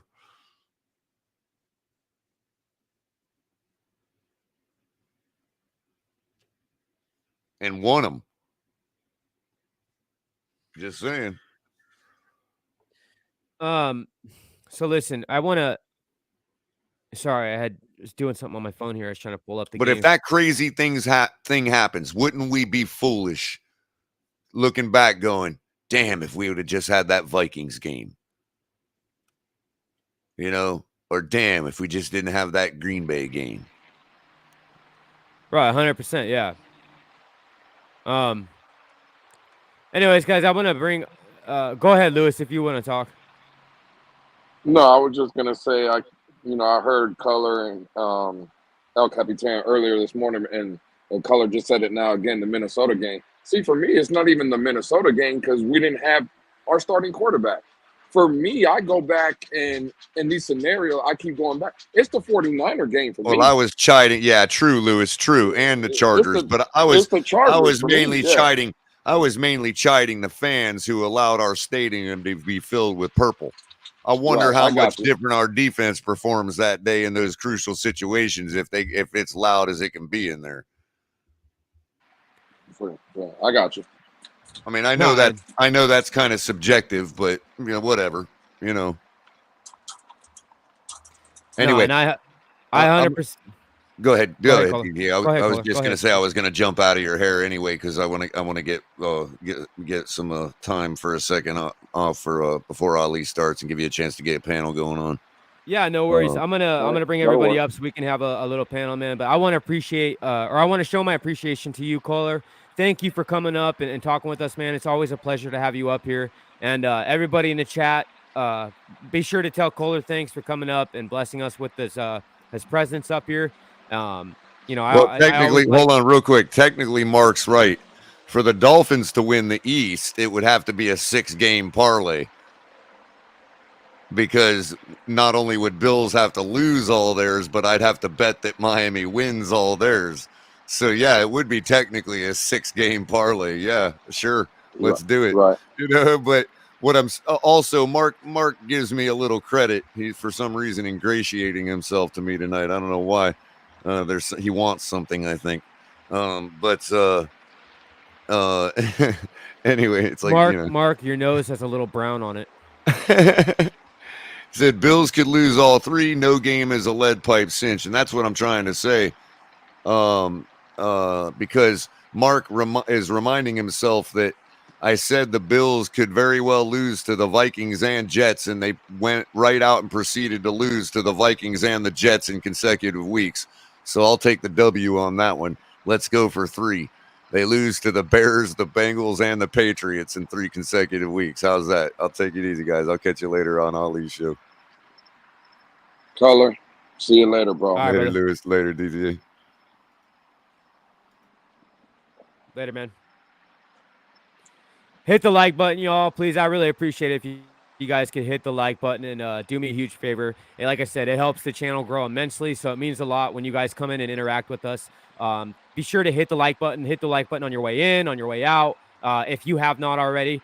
It does help us and it helps the channel grow. It means a lot to us. And be sure to thank Kohler. Next time you see Kohler, give him a big thank you, and be sure to let him know you appreciate him up here with us. So, hey, let's finish our thoughts real quick, Lewis, and then I'm going to bring the panel up for everybody. That'll work, bro. What do you want to finish out? I think we touched on everything, but you want to bring up something else, or you got something else on your mind? Yeah. Or? No, the only thing I wanted to bring up too, look, well, 2 things actually, I guess. 2 things I want to bring up. The one thing I want to bring up is I kind of want to discuss, like, you know what? I'm gonna leave the Green Bay talk for everyone in the panel to come up with us. But hold on, Canes. I didn't see your question. Let me look real quick. Said, what will you say if we missed the playoffs and our coach got fired and Tua got shipped out of town? First off, I don't think that's gonna. You're saying a lot. That's a lot of information in that one. I just don't think there's any way that that there's no scenario in which they fire McDaniel after the season, and ship Tua off. For one, who are we going to replace Tua with? We don't have any draft capital. We don't have any money to spend. We have no way. We have no out. We went all in on Tua. So, like it or not, for the time being at least, Tua's here to stay. And McDaniel, he's here to stay too. Look, I don't think that's going to happen even if we miss the playoffs. But what I do see, if we don't make the playoffs, I am going to be pissed. And I think that the fans should be up in arms because, and I hate to bring it up, you already know what this is going to do to the chat, Lewis, but if you fire Flores and have him be the scapegoat and everything that happened with that, just to finish with a winning record again, maybe 1 or 2 games more than we did have last season and still miss the playoffs, then why the hell did we invest so much into the roster this year and go all in like we did? What would be the point? It was all for nothing. I think at this point, the playoffs are a must. You at least have to make the playoffs. I agree, DTA, but I said it earlier. Well, we were 9-8 last year with the likes of Devontae Parker, Isaiah Ford, Matt Collins, no offensive line. Bro, there's no way in hell. Just let's say, for the sake of argument, before Color got out, let's say we beat Green Bay, we lose to New England, we beat the Jets. We get in the playoffs, right? Bro, if we're 10-7, and you mean to tell me, to your point, we trade for a Bradley Chubb at the deadline. We trade for a Jeff Wilson Jr. at the deadline. We bring in a Tyreek Hill, Taron Armstead, Connor Williams, on top of Mike Gesicki that's not getting used, in my opinion, Jalen Waddle, right, and we finished 1 game better than we were last year. Bro, fuck, again, I don't know where our fan base is. Like, I don't – well, let me be careful on how I word it. I do care about the playoffs. But barely squeaking by, let's say a 10-7 and getting into the playoffs, yeah, bro, that's unacceptable. It's unacceptable, 100%, and that's what I like. That's how I was going to word it. It is absolutely, 100% positively unacceptable to not make the playoffs or squeak by. And I would even go further to say, Lewis, in my opinion. And that can be whatever you guys in chat find it to be worth, or whoever's listening. In my opinion, you go in, even if we do make it to the playoffs, just to get our asses beat and have a quick first-round exit, unacceptable. Absolutely unacceptable. Yeah. I mean, well, how would you feel? Would you be okay with going? Let's say we make it to the playoffs, but you get a quick exit, man, thrown out on your face with your tail tucked. Is that acceptable? No, absolutely not. Not with this roster. I think you said it very well, DTA, not with this roster. You know, you don't go all in on a quarterback or say that you have a franchise guy. You get into the and again, if we started 1-7 this year and we ran off 8, 9, 10 straight and we made the playoffs, okay, that's fine. I get it. Now we're hot. We're showing improvement. Bro, like everybody keeps saying, well, look at the trajectory that Miami is on. We're on an up. Bro, we've lost 3 in a row. We went from 8-3 to 8-6. Like, again, I was happy how we played in Buffalo just because of the fact that it was a primetime game. All eyes were on the game, and we showed up 100%. To play. But at the end of the day, bro, we still lost. Yeah, like, and 100%. So this upward swing, and I think it was Ace of Spades. Shout out to him. He said it earlier in the space. Bro, this is not going to be a cakewalk against the Green Bay Packers. We do still have to understand they have a future Hall of Fame quarterback on the other side that the last time he was in our stadium, he beat us. And again, I know the roster's different, the team's different, coach, all that. Okay, yeah. I give you all that. But I keep hearing, oh, Miami is on this upswing and I don't believe so. Until that narrative changes, the facts of the matter are Miami is a team that has lost 3 games in a row. And until that changes, until we beat a Green Bay team coming up this weekend, until we get to New England and we beat the Jets in the last week of the season, until that changes, the facts are, again, we're a team that's not playing well as of today. That's right. it. And that's something I want to discuss and I wanted to touch on. And that goes to my title. For those that didn't see it, the title to the show tonight, a Dolphins Debrief with DTA featuring Rabid Dolphin and Kohler. Thank you again, Kohler, for coming up and hanging with us, man. The title tonight is Tua and the L.O.Z. So for those that don't know and they couldn't catch on, it's the Legion of Zoom.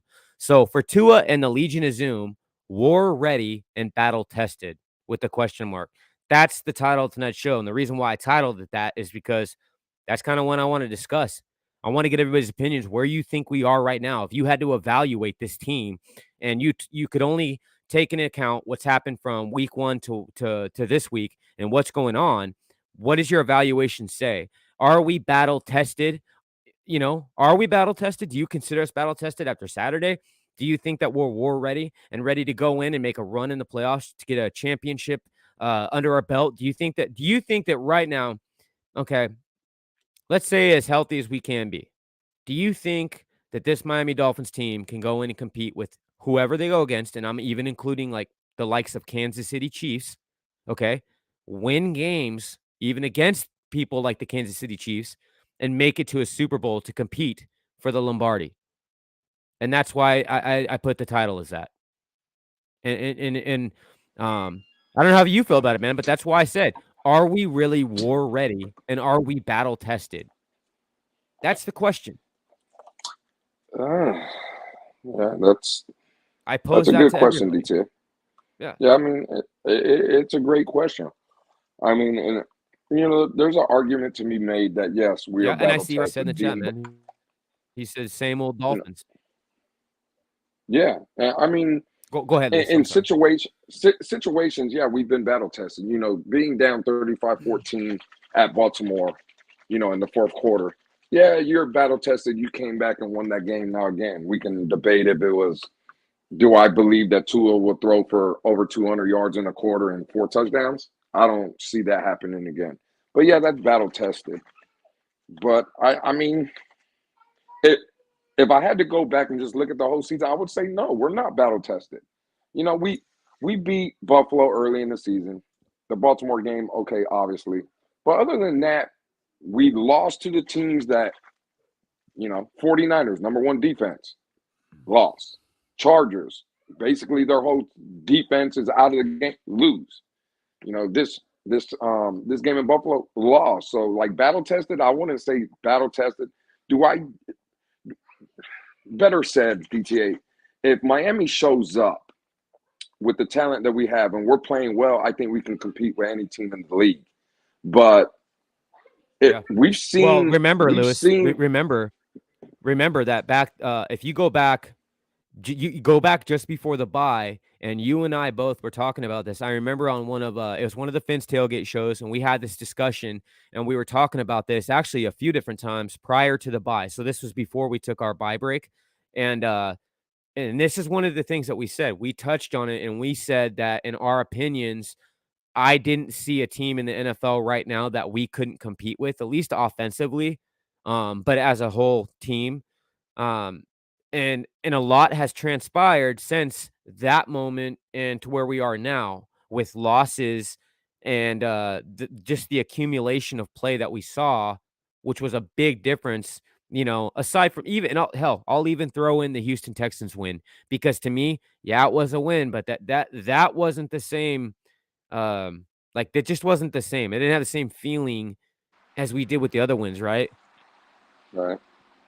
And I would say it's hard. I do want to say that we're battle tested when you can go in the snow and you can go up to Buffalo and you can compete with a team like that. But at the same time, you just the problem with Tua, man, I'm only getting these small sample sizes. I need to see consistency to say we're battle tested, and I need to see.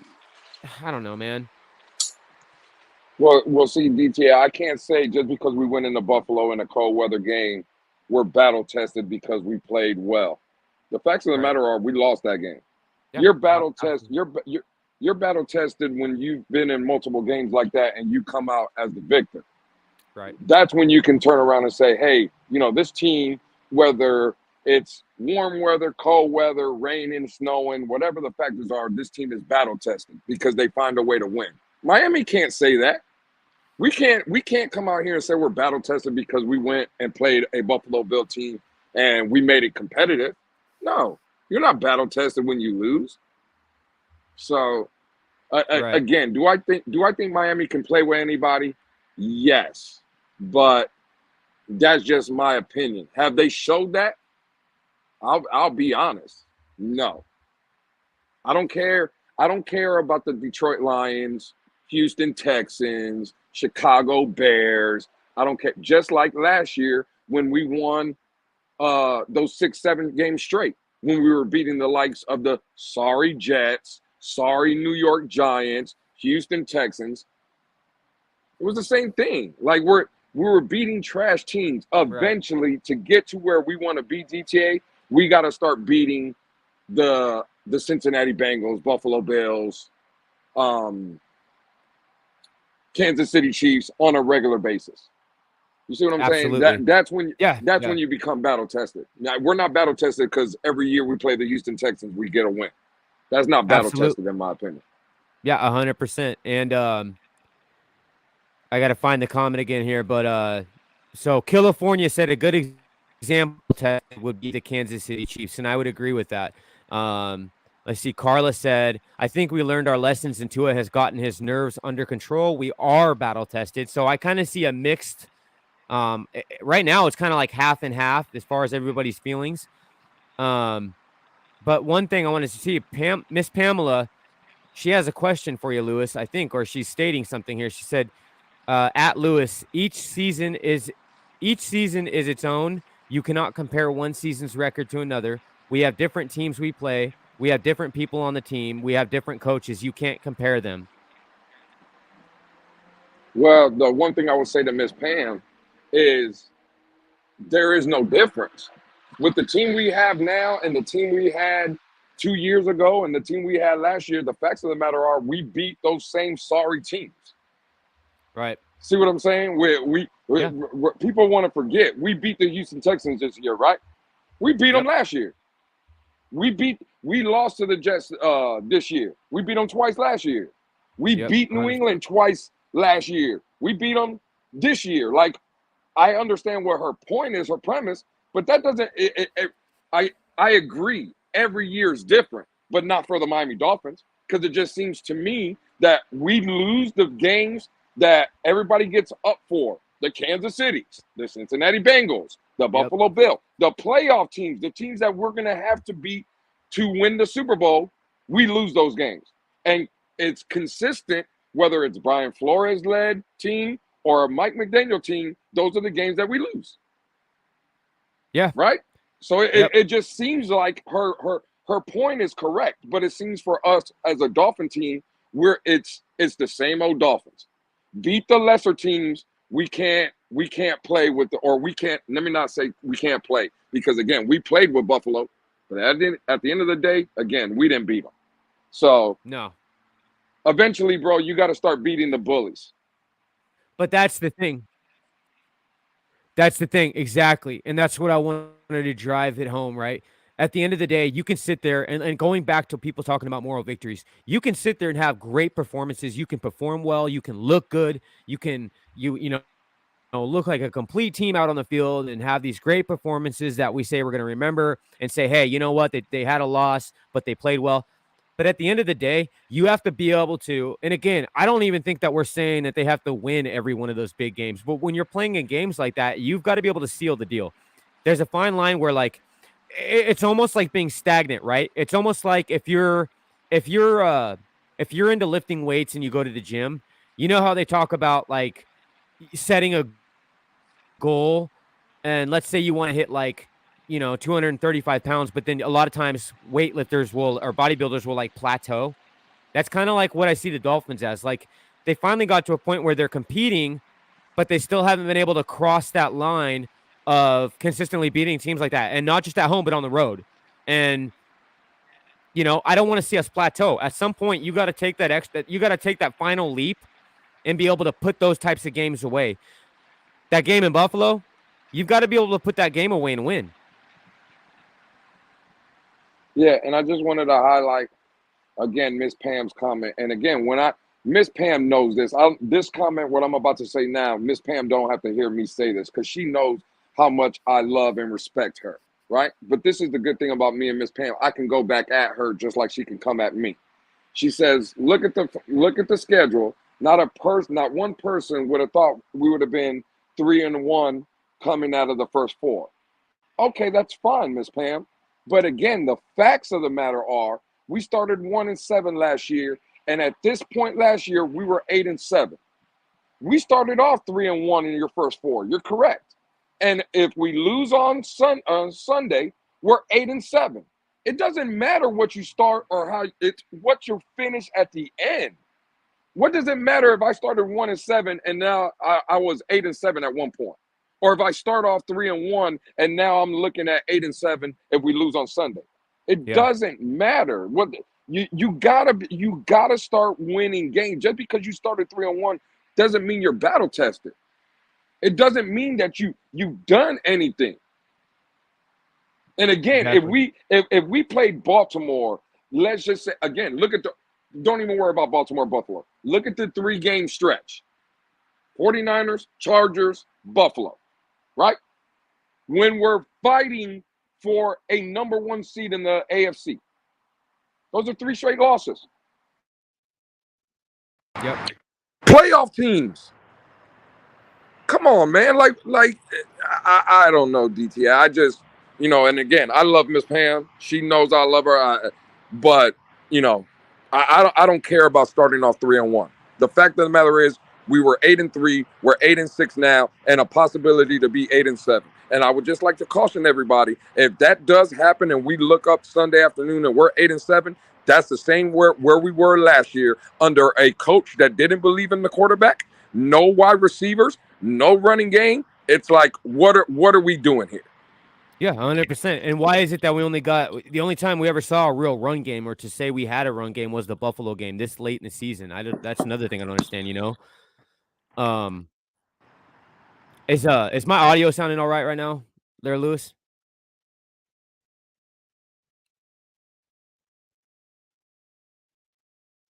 You there, Lewis?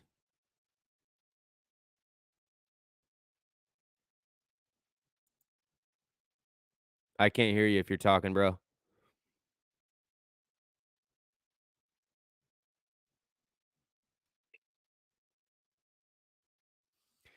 So check this out.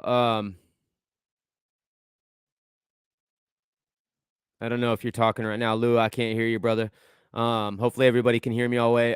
Can someone put it in the chat? Are you guys able to hear me right now? Just want to make sure.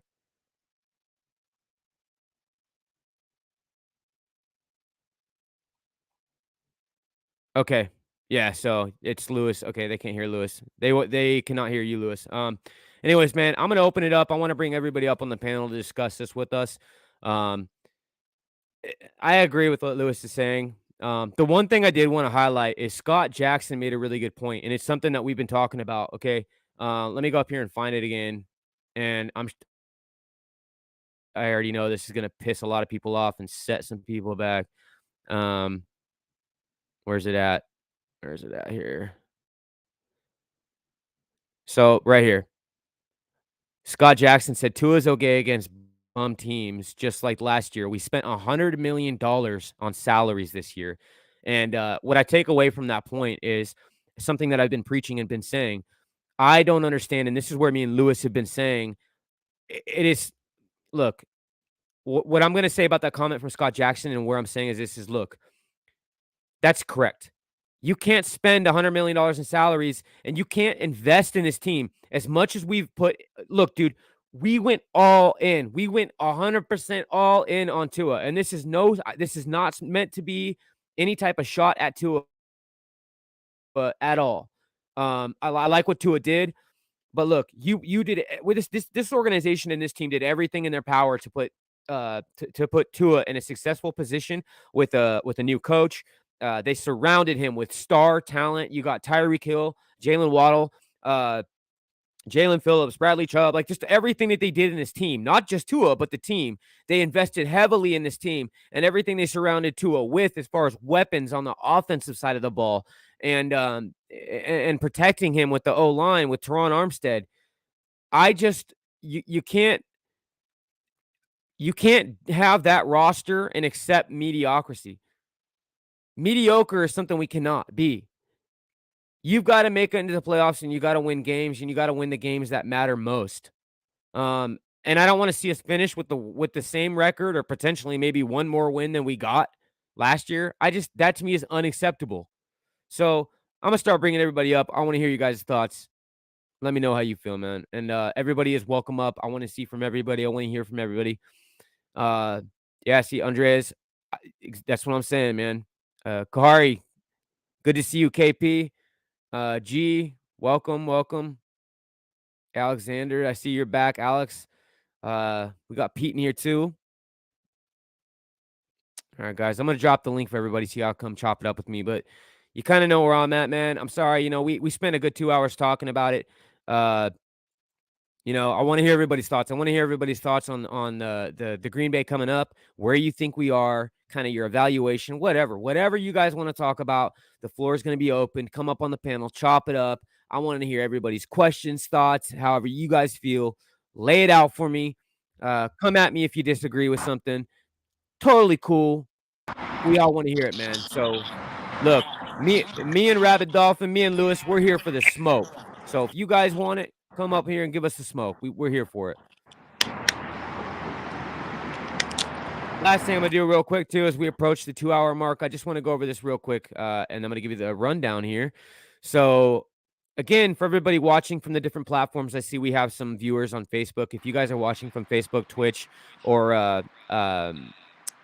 any of the other social platforms right now, make your way over to YouTube. Give us a like. And if you guys in the chat right now, it means a lot if you guys could please go like the video for us.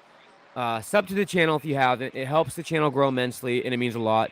We don't have memberships and super chats up right now. This is something we're working on, but we still have Cash App and Venmo at $the Fins Tailgate if you guys are interested in donating to the channel.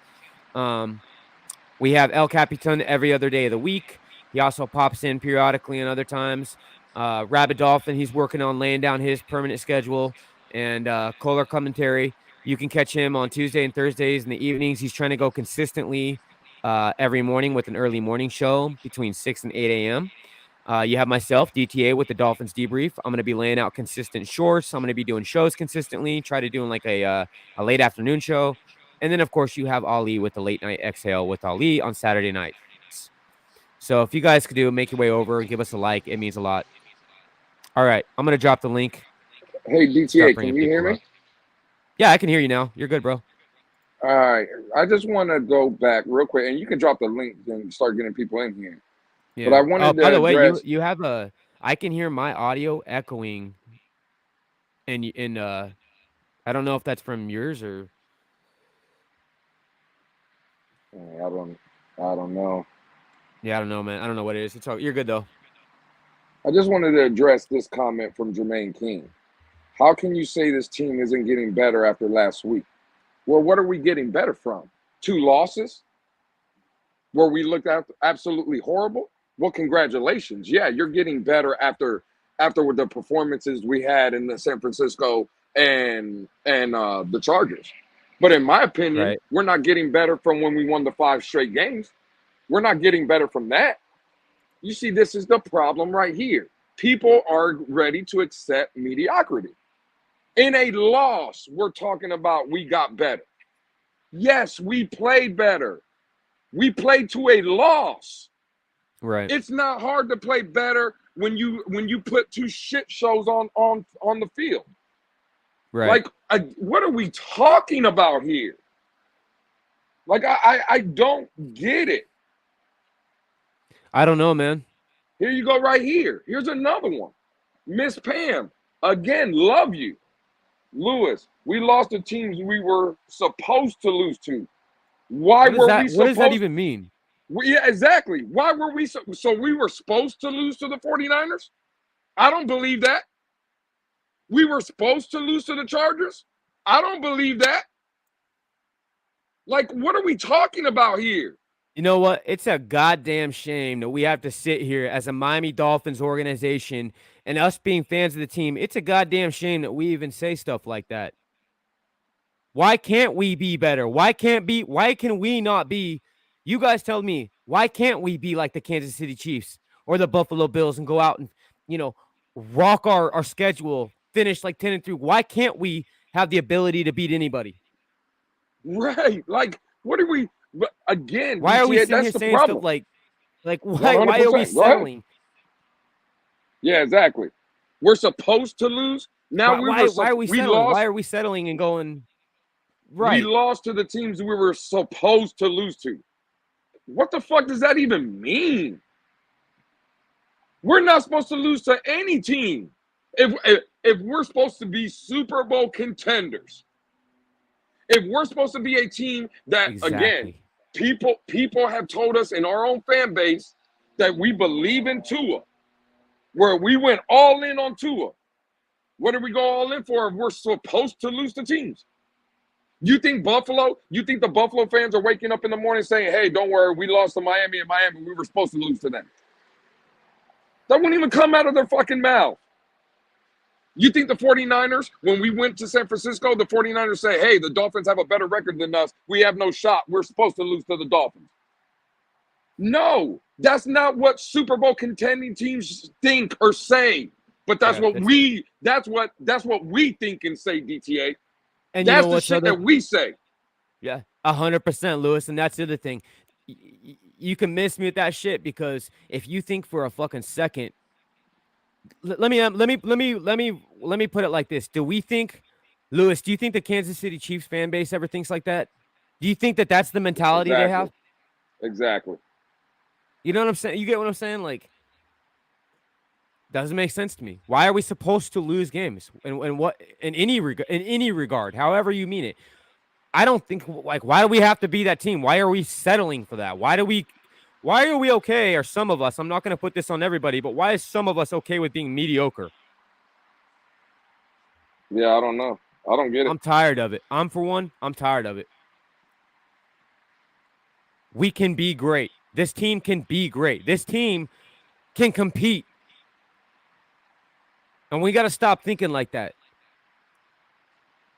God, I'm dropping the link. We are. Yeah, drop the link because we only have about 15 minutes before Ali comes up. And again, I want everybody to stick around and watch Ali's show and show the homie some love. But right here, we're competing with the top teams. I'm satisfied with that. Look at this shit. Plus, this is still a young team. Well, I don't know if anyone noticed. Tyreek Hill is not that young. He's going to be 29, almost 30. Terran Armstead is not that young. Xavier Howard is in his 30s. Like, what are we talking about? Again, let me just highlight it one more time because it's fucking ridiculous to me, DTA.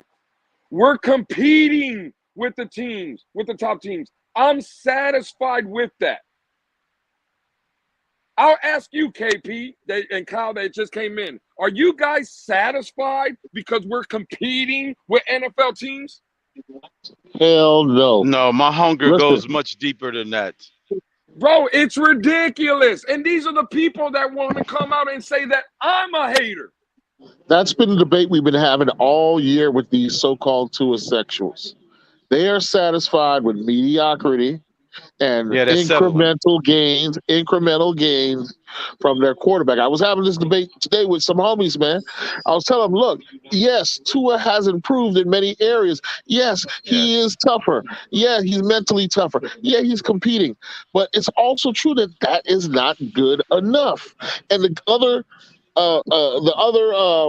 21 guys on the field, offense, defense, can give a damn about his incremental progression. They have a career based on what they do that game on the field, and it could all end in a second. You know what I'm saying? Right. We do not respect enough of the other players on the field, man. When we concentrate so much on this guy too and want to give him little, progress grades and shit like that, man. We need to win like yesterday. Here you go with a car reference. Yes, we got to expect. How in the hell? Right. How in the hell are we in a Hellcat getting beat by Toyota? I agree. Like, what are we talking about here? I love you. Come up with one better than that. I love it. Not like one of my. I love and respect you, Miss Pam, but I agree with DTA. The whole statement. We lost the teams we were supposed to. Like, no, I don't agree with that at all. Like, I counted losses this season, and I was wrong a lot, but especially in the last 3 losses between the 49ers and the Chargers, I predicted us to win those games. I predicted us to lose the Buffalo game, but that's regardless. We should have balled out the Chargers game, and we should have at least squeezed out the San Francisco game. And the San Fran game is the game I saw in the beginning of the season that we would lose. That was one of the games on my list of 3 losses that I had us losing, because San Fran was that team. But did you expect Tua to act like that during that game? No, I didn't see that coming. Of course not. No, I figured it would be closer than that. But you look at that 3-game road game, 2 West Coast games, and then travel all the way back into the most hostile environment that I've seen an NFL team play in a long time. When I was saying about the being 3-4 in the beginning of the season that nobody saw us being there, I wasn't saying, oh look, we did that. What I was saying is that if you want to say we're the same old Dolphins and you look at the way we started this team or the season, we are not that same team. We are not the same old Dolphins. We are far better than that. Mistakes. But that's the issue is we actually have the skill that we haven't had in the past. We are not on paper the same old Dolphins. And you know what, Kyle? We keep making the same mistakes. Exactly. And you know what, Kyle? I don't want to hear, and I don't want to hear this. I don't want to hear, and I'm sorry, Miss Pam, I'll let you go again. But I don't want to hear this. Oh, no more of this. Oh, the 3-game road trip. Let me explain to everybody, because of the Dolphins, not because of the refs, or not because of the travel, or not because of anybody else that we want to blame. If we're going to go to our ultimate goal to get to the Super Bowl, we're going to have to go on a 3-game road trip and win. Because now we're going to have to play in wild card weekend. And that's not going to be in Miami. If we make it to the divisional round, that game will not be in Miami. And if we make it to the AFC Championship game, that game will not be in Miami. So if you're trying to tell me that look at the losses and look at we had to be on the road 3 games. In the playoffs, we're going to have to be on the road 3 games? It's not just the road, though. 2 West Coasts and then all the way back a game early. They moved the game up a day. You look at some of these things, and they are factors. You can't discount them. So I'm not saying it's the reason we lost everything. I'm just saying it is a factor. And It when makes you it look at understandable. us on paper, yes, on paper in the beginning of the But season, there's always we should have factors, Miss won Pam. everything. But look at the injuries that we have had specifically on defense. Nobody And out yes, there is crying all for us, teams though, Miss has Pam. defense or all teams has injuries, but we are losing key players for the season. I Miss mean, Pam. it's Miss not Pam, the hold on. same old Hold on. Dolphins. Yes, it is, Miss Pam, and I'm going to tell you why. Because again, that narrative right there, that's another one. That's false. We were winning It's games not when we false, were it's Miss facts. Miss Pam. The fact of the matter is, when we were on that 5-game winning streak, those injuries had already happened. Nick Needham wasn't there. Brandon Jones wasn't there, Right. and we were winning Right. games. So when we come out now and say we lost 3 in a row, and we're gonna say, well, it's because of injuries. No one was saying that when we were winning games. No one was caring Ogba about was those there. injuries. Ogba Agba We were was hasn't been saying there. there. that last year when Look Fuller at wasn't there, Ogba. when Tua wasn't They were there. He not, Miss was Pam. there. No, they were I'm not, Miss telling Pam. y'all. Miss Come on Pam. now. Agba was not there for all Nick 5 Needham wins, got Miss injured in Pam. the Vikings game. Nick Needham got injured in the Vikings Exactly. game.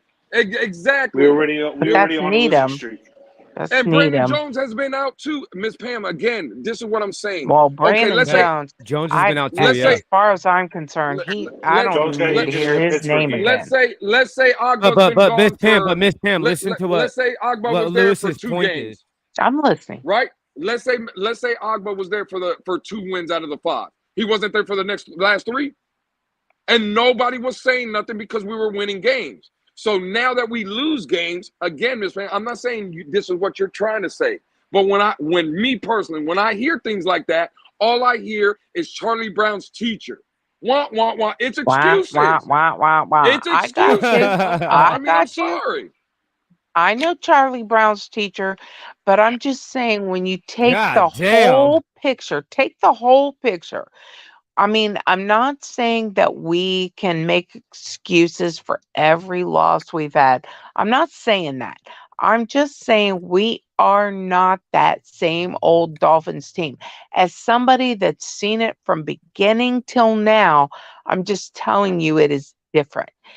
If And we lose it's this week, it's the gonna record will all disagree play with you. out. It's But gonna play but out. Exactly, KP. If but we we lose have the this same weekend, we're collapse at 8 the and end of the 7. season. We are the same Dolphins team. Are we at the end of the season? You No. know what's You No, crazy? can't it's just say You that heading know in what's till that it's crazy? over. direction. It ain't Actually, over Miss till the Pam has a fat point lady here. sings. I don't see You a want to fat know? lady. You want to know Hey, something? 16-3 Jags. 16-3 Hold on. Jags. You want Yeah, to I'm know looking at it. something? Yep. Miss Pam actually has a point because you want to know something. Early in the season, Josh Allen threw for 400 yards. We only held him to 300 inside of this game with the depleted secondary. The secondary was even worse than what it was now than what it was back in week 3. What does that tell you? Those stats are That irrelevant. Yeah, the, They're that, You know what not that the tells me? six irrelevant. games secondary was Well, good within the, one Lord. Four field game goal. that the plays How You out know of what? secondary that, That folks. tells you linear and nothing now. You close know what that stats are tells me? Both just so You games know what was that stats within tells are me? one field irrelevant. goal. You know what that that the tells me, defense is Come Alex? on. actually better than the secondary Yeah, is actually better exactly. than what it is. You know what that tells me, Alex? Exactly. You just proved the point right there. So why, Alex, is everybody in the fan base trying to get Josh Boyer up out of here?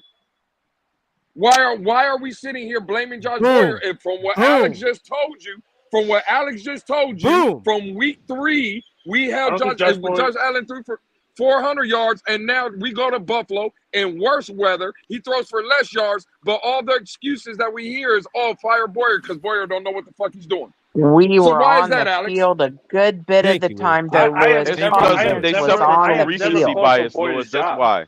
Thank I've you, never called for Lewis. Boyer. Hey, Lewis, but let me ask you guys a question. Have I ever been the one that says fire Boyer? I've actually been the one that's defended Boyer. I didn't. No, From Alex. the I didn't get-go. say you. I No, didn't no, say not you. you. I know. I'm I'm just just saying. saying. Yeah, he's not I'm just saying saying. you. I didn't say you, There are a Alex. I lot of said people the calling fan for his base. head. Everybody wants Josh Boyer up out of here. So let me Yeah, ask Yeah, you y'all a can I don't think ask question. Josh guys like Boyer's the Crypto issue. and me, Lewis. Like, listen, we hear it all the time. That's what we're saying. The whole Boyer bullshit, that narrative, that line has been said a lot. We're not saying you individually, Alex, but that has been something that has been a common what they've been theme the echoing. last few days. Okay. Actually, let's Okay, say longer than so that, but I mean extremely the last few days. so DTA, Lewis, Scott crypto. Jackson, exactly. So let me You are ask you a question. Let me Listen, ask you a Scott question. Jackson just Let's said you are what your record says you are. We're 8-6, so obviously that means we're a very good football team. What is that? Jermaine That means King, we're actually Jermaine pretty good King, where we are. you're absolutely right, Jermaine King. What- We are hating what- as usual, and you're being 8 a and 6 is not an happy-go-lucky fan, excellent clip. Jermaine is right. just like Alex. you. Yeah, and Jermaine is right, Miss Pam. He's He right. just happened to be saying that with a Cookie Monster avatar for crying out loud. I'm hating just like usual, but Jermaine King is chasing the rainbow Damn, after Crypto. he eats his Lucky Charms. So wait a You're minute. just like I So am. Lewis, I have a question for you. I have a question That explains for it you all. Sesame at Street mindset DTA and affairs. crypto. Yeah, I want you to answer my question. Okay, let's say you guys are right. Let's. Okay. Elmo's World. Oh, okay. Elmo. Alex, stop. So I just want to know. Say you're right. Let's say you're right, and I'm completely wrong, and I don't have a point. Now what? Who wants do to you go mean, around now the what? world with Grover? No. Get some people Now in here what? who can get the shit So right. I'm just telling you that I believe in this team. And you're telling me that we're crap and we're going to end our season right now. I'm telling you that's not true. We're not the same old Dolphins. And you can't sit there and say we're the same old Dolphins until the season's over. So I say hold your tongue, hold your opinion until if you're going to say we're the same old Dolphins, you need to know what the whole season. We're not there yet. So Okay, what's so wrong what? with my Okay, take we're on the trajectory that we're of the same not? old Dolphins. There's How about that? nothing wrong with your take, Miss Pam. Right? You're right, But man, then Miss this, Pam. We'll wait. in the same breath, so I have to say that we are something that we're not because the season's not over. The It's not facts over. again. Okay, I understand that. The facts of the matter is, if we lose on Sunday, we're 8-7.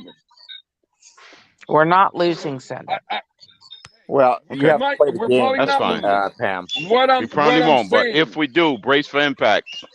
no. Hey guys, be aware. We got It's about actually a great we got song, about Crypto, 4. if you know the Hang song on Brace real for quick. Impact. Yeah. We got about 4. Listen, guys, we got about 4 or 5 minutes. Bro. Ali's going to be going live in about 6 minutes. So if everybody wants to just get their thoughts out real quick, because I want to make sure I'm shutting it down in time, so that Ali can come on, because he's going live in about 5 minutes. So after we leave, live here, we'll just go I final appreciate I want to thoughts, get everybody up DTA. on the panel a chance to talk real quick. But make sure you head on over from here straight over to Ali's show.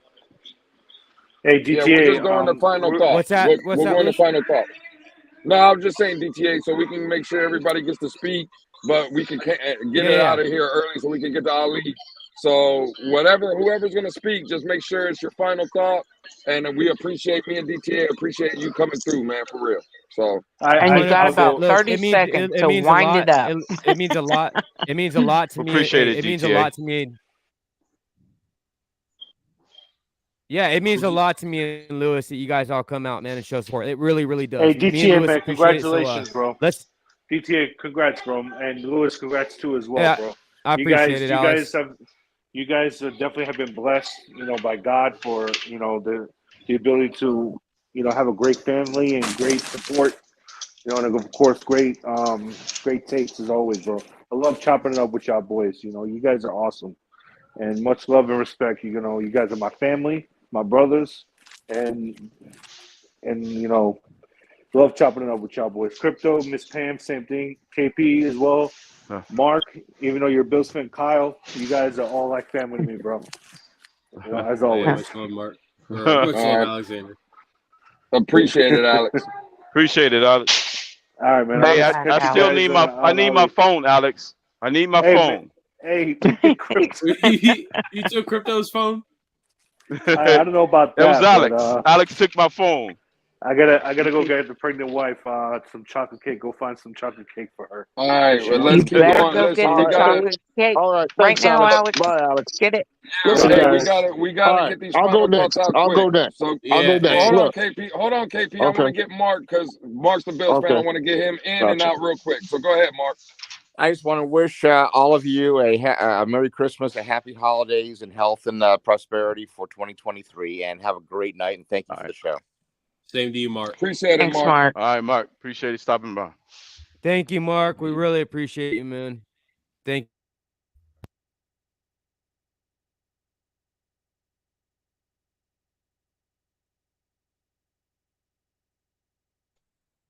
Hello? Hello? KP, go ahead. Somebody, Go ahead, I think KP. DTA got cut out. Okay, listen, guys. Merry Christmas, all that, all those good things. But listen, we are a franchise and an NFL community been stuck in mediocrity for way too long, right? Now in the NFL ecosystem, there are four elements, right? You got the coaching staff, right? You got the players, right? You got the front office, and then you got the fans. The question we should be asking ourselves is, what role do we play in the NFL ecosystem, in this NFL community as fans, right? And if you ask me, again, just my opinion, I would say Lewis and DTA's energy is the kind of energy that produces change in an NFL ecosystem. Not sitting back and being satisfied with mediocrity and making excuses. I love all of you. I respect all of you. But at some point, you got to do some self-reflection. Are you okay with being just okay? Or do you demand greatness from your team? This is what it's all about, right? And this is no disrespect to any individual or any player or anything like that. But what are you doing if you're a fan for 20, 30, 40 years and your team's not winning? Do you continue to pay your money and go back again and again and again? Or do you light some fire as much as you can and responsibly under somebody's ass and demand some change? This is where it's at, folks. This is why we can't wait for another 7 years like we did for Tannehill, right? You got to also measure where we are and what we've been through in the context of what has happened, okay? And are we ready to give Tua another 7-year plan? This is something y'all should be asking yourselves. Anyway, guys, peace out. Happy holidays. And, All right, Kate. Couldn't have said it it is what better. it is. Yeah, man. Take care, All y'all. right, KP. We appreciate you, All right, homie. KP. Yeah, yep. Later, KP. Kyle, go ahead. Yeah. Fire off. All right, to kind of go off KP and Miss Pam, so I kind of agree with KP. Yeah, like I don't want to settle for mediocrity, but like we know for a fact that we don't have mediocrity on this team, but yet we keep acting like we're mediocre, and that's what pisses me off the most. And it like if we don't pull out these next 3 games, I don't know how I'm gonna feel. Like, because we have the talent. It like back in the day, it was okay when we lost because like the whole team was up in the air. Either we were rebuilding or we didn't have the talent and we were trying. But now we do actually have the talent. So if we can't pull it off now, I mean, it's just gonna hurt that much more. But with that said, I do believe in our Fins. We're gonna win tomorrow, and by the looks of this Jets game, we're gonna win against the Jets. And man, fuck the pass. So that's how I feel about it. Hell Appreciate yeah, it, Kyle. Kyle. Kyle, we'll see you over there on Late Night XL with Ali, man. We'll see you over there. Yeah, I'll see you over there, guys. Much love. Fins up. Yeah. Later, Kyle. Miss Pam, go ahead. Later, Fire Kyle. off. Sure. So I agree with Kyle. We got the talent. This is not the same old Dolphins. Oh, heck no. I'm not going to settle for mediocrity. And I hate to tell you, KP, I've been a Fins fan for over 50 years. So, yeah, I've seen the good, the bad, the ugly, the ugly, the ugly, the ugly. Yeah, it goes on and on. But this is not the same Dolphins team. And I hope y'all are wrong. I hope I'm right. We're not losing Sunday. And I don't think we're losing in the next 3 weeks. And I think we're going to go into the playoffs and have at least one win and maybe more. So here's to a 6-win winning streak from here on out. So go Dolphins, and I love you guys. And Lewis, you never have to explain how you feel about me. I know it, and I know it's more for other people that when you say stuff against me, I know that you want to explain it and let people know. But as far as me and you and DTA, crypto, all you guys are my dudes. I mean, I know you got my back. I got your back. We're all Fins fans, and y'all stay safe. And I love you. I'll see you out there. I appreciate it, Miss Pam. Yeah, And again, Appreciate it, Pam. Miss Pam. Really you didn't appreciate even it. have to. You didn't even have to say that, Miss Pam. That's why, because there was a lot of people that would say, "Oh, look at Lewis and Miss Pam. They're going at each other," and people don't understand what I think about you, Miss Pam. So again, I appreciate your comments, and you just know that you got a fan in me for always, Miss Pam. I just want you to know that. Yeah. So Back at you, Yeah. Lewis. And Yeah, I Miss wanted to Pam. say the same thing too that Lewis said, Miss Pam. I really appreciate it. That means a lot to hear that from you. And you know that I hold you in a very high regard, and I respect you, and always love to hear from you. And I know, you know, you're a great Miami Dolphins fan. I always love hearing your takes. So I just want to let you know that I hold you in high regard. Try to always show respect, and it means a lot hearing that from you. Yeah. Same at you, DTA. Thank all you, right, Miss Miss Pam. Pam. We'll catch you over there with Ali. Yep. I'll be there, guys. See you then. He's actually live now. So if you guys want to, as you're Okay. leaving and heading out, just catch Ali. He's actually live now. So if you guys are heading out on your way out, be sure to stop by. Go ahead, Crypto. Oh, it's fine. I'll just double down on what KP said. You know, it's been a long journey for us as a fan base. You know, as Pam was saying, you know, she goes back 50. I'm in the right around the 40-year mark as far as going back. So you know, frustrations. You know, we seem similar as far as the trajectory of being the same old Dolphins. Of course, we don't have the same makeup. No team really has the same makeup over a decade span or more, but it's just the trajectory that we all fear. That's what crux of KP was trying to say. It's the trajectory of being the same old Dolphins. But yeah, we just got to get back on track and win. Let's go beat the Packers. I don't care if we beat them by half a point. It's no such thing as style points in December. It's just win and get in, because that's right. That's the name of the game right now. I don't give a damn about style points. You know, I don't care who you're playing, the lowly Jets, the lowly Patriots, or the freaking Packers. Just get in and 100%. do it.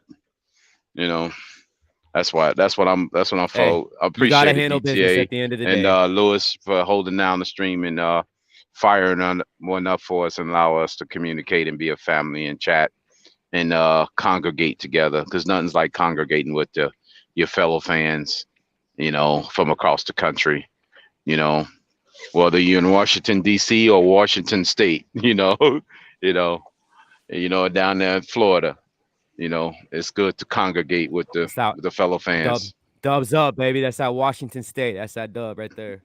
Right. This isn't for West Side, all right? I'm not flipping That's gang not signs. West. I swear to God. Right. Oh, man. The West Side. West Side. Yes, right. I'm about to start the Tupac and Biggie beef all over again, bro. Fuck. Right. Right. You're trying to get that West Coast thing going. Yeah, it's that West Coast. Yeah. Oh man. So all right, Crypto. We'll see you over there. I know you're gonna be over there with Ali and them, so we'll see you over there. We'll be over there Okay. soon. Okay, cool. All right, Crypto. Appreciate it, homie. Appreciate you, homie. Appreciate it. All right, brother. And DTA, listen, I think we've said enough. It was a great show. I appreciate you for letting me come up here and co-host with you. And again, everybody that's still here, we'll see y'all at Late Night Exhale. But before you leave, hit the like button, because your boy DTA is killing the shorts, killing the live streams. And again, we got to appreciate all YouTube content creators. And DTA is one of the best ones in the business. So DTA, shout out to you, homie. Much respect, much love. And we'll do it again soon, pimp. 100%, man. Hey, appreciate each and every one of you guys. Thank you for coming in today. And remember, on that note, we're going to end it here and fins up. So fins up, everybody. Deuces.